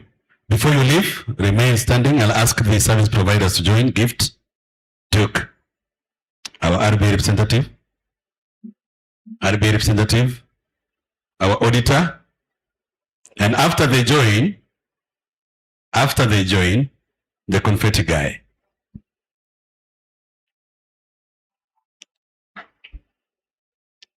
We are celebrating the launch of our number, our website. We are leveraging technology.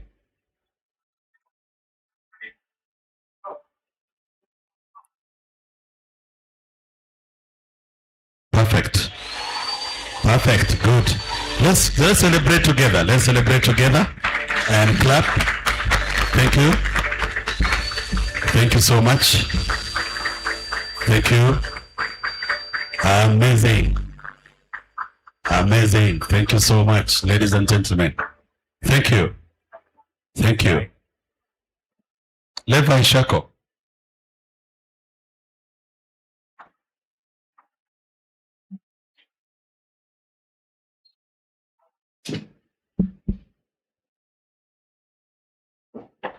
Levi, please. Bwana Integrity ameamua kuje. Njoo bwana, you have your mic here. Hiyo ni ya huko. Unataka hiyo? Tumia hii. Tumia hii, Sembele. Wakati wako. Vote of thanks. 3 minutes.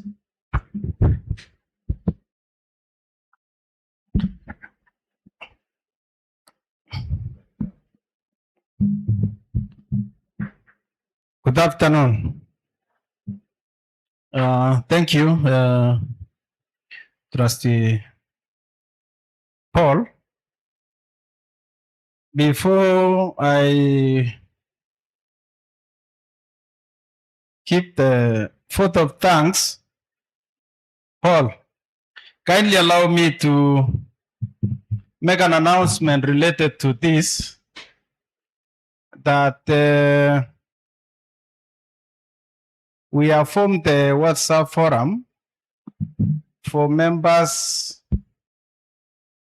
who are 50 years and above for purposes of the post-retirement medical scheme. And please, if you know you have not joined, kindly make efforts. Currently it's being coordinated by Adrian Oyugi. And please do. Those in the north, talk to Tunda, Tunda, yes, Tunda, Menengai, Nakuru, yes, Menengai, Oyer, Nakuru, as coordinating there, plus Levi Shago, Nairobi, Adrian. We want to complete the indications, interest, you show interest that you want to join, so that we make decisions based on that. Having I've said that, thank you very much. It's become an opportunity at least for us to say that. And you are free, even if you are 45 years and you got a windfall, you are free to join. It's not limited to that, so that you give saving. Yeah, we'll talk more when you join, kindly. Thank you very much. At this juncture, I'd like to say on behalf of all of us, that we give thanks to the Almighty God for according us this opportunity to meet today to discuss our affairs in this AGM We thank God. We thank God for that He has enabled all the facilitators, all the staff, and everyone to be here. Might have been late some, but at least we got our portion. So we want to thank God very much for this occasion. Next, we want to thank our trustees, our able trustees.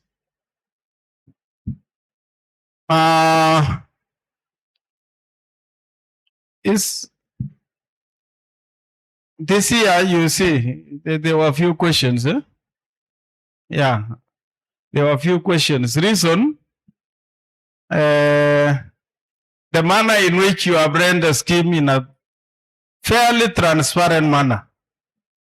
Transparent manner. We want to thank you. And of course, working with the other stakeholders in the industry, the returns for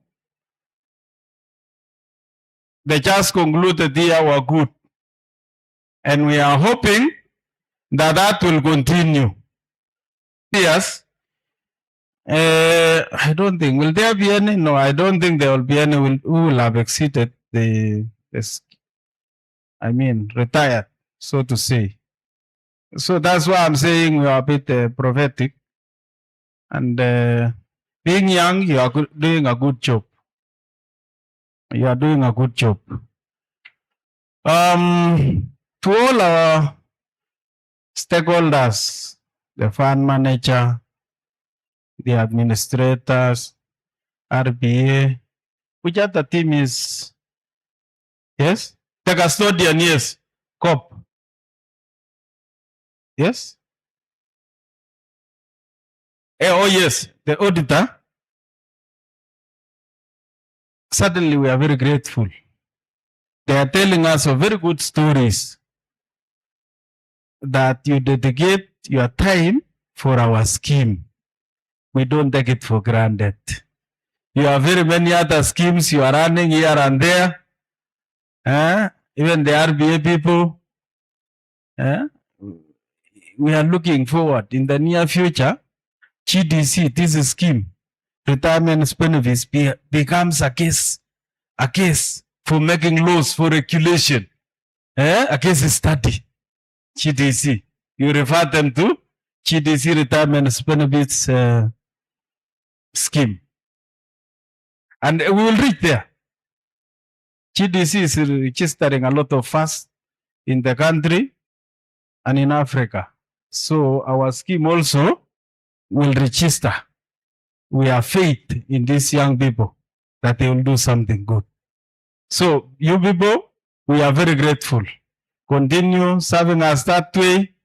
You know, when we near retirement, we say the truth and we say it openly. Okay? Yeah. Another one at 45, things still look rosy. I'll still plan. But when you see things working good when you're near retirement, you thank God, you thank the people who are in charge. So we are saying from the bottom of our hearts, we are very grateful. Even those in their 30s, they are very grateful. Yeah, I'm speaking for all of them. So we are very grateful. We are also grateful to our employer, GDC. Chucky, things we are not complaining. In as far as this is concerned, we are not complaining. Yeah, there were times when things were, late payments, and all that. But at least these ones, they reflect almost the same time the salary reflects. And there, wambie wadosi, tunashukuru, tuko na shukurani. And those are efforts. Those are efforts. Lastly, to our esteemed members, you are good people. You are praying. Things are looking good because of your prayers. God bless you richly, you people. Continue praying.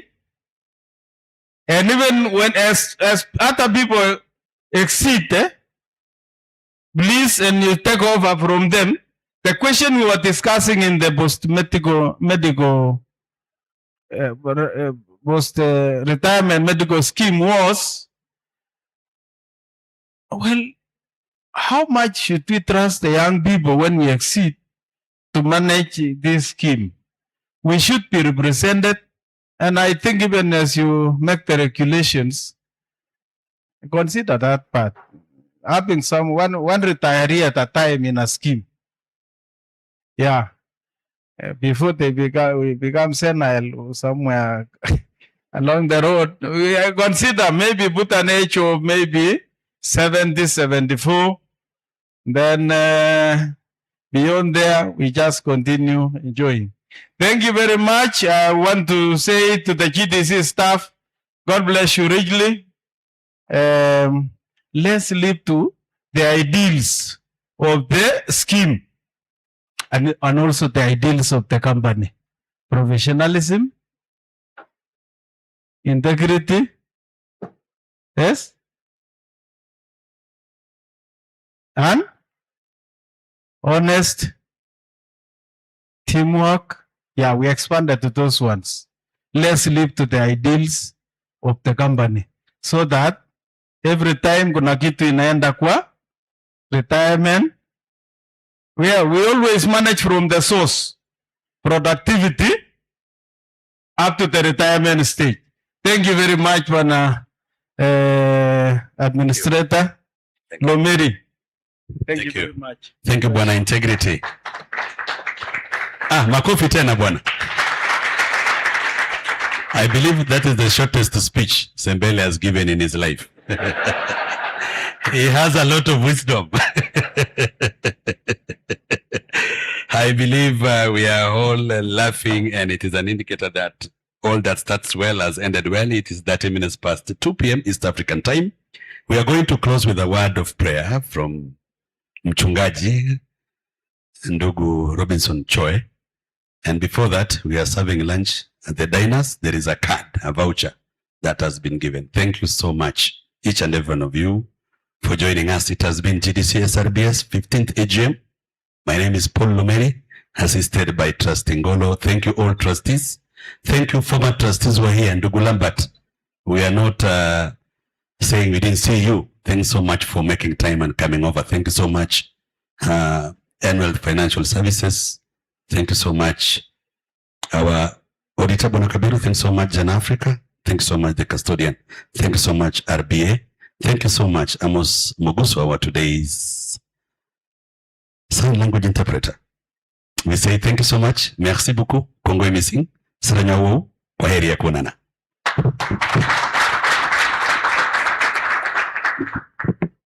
There are two phones here. You've left your phones for Sembele and others. Let's all be upstanding as we pray together.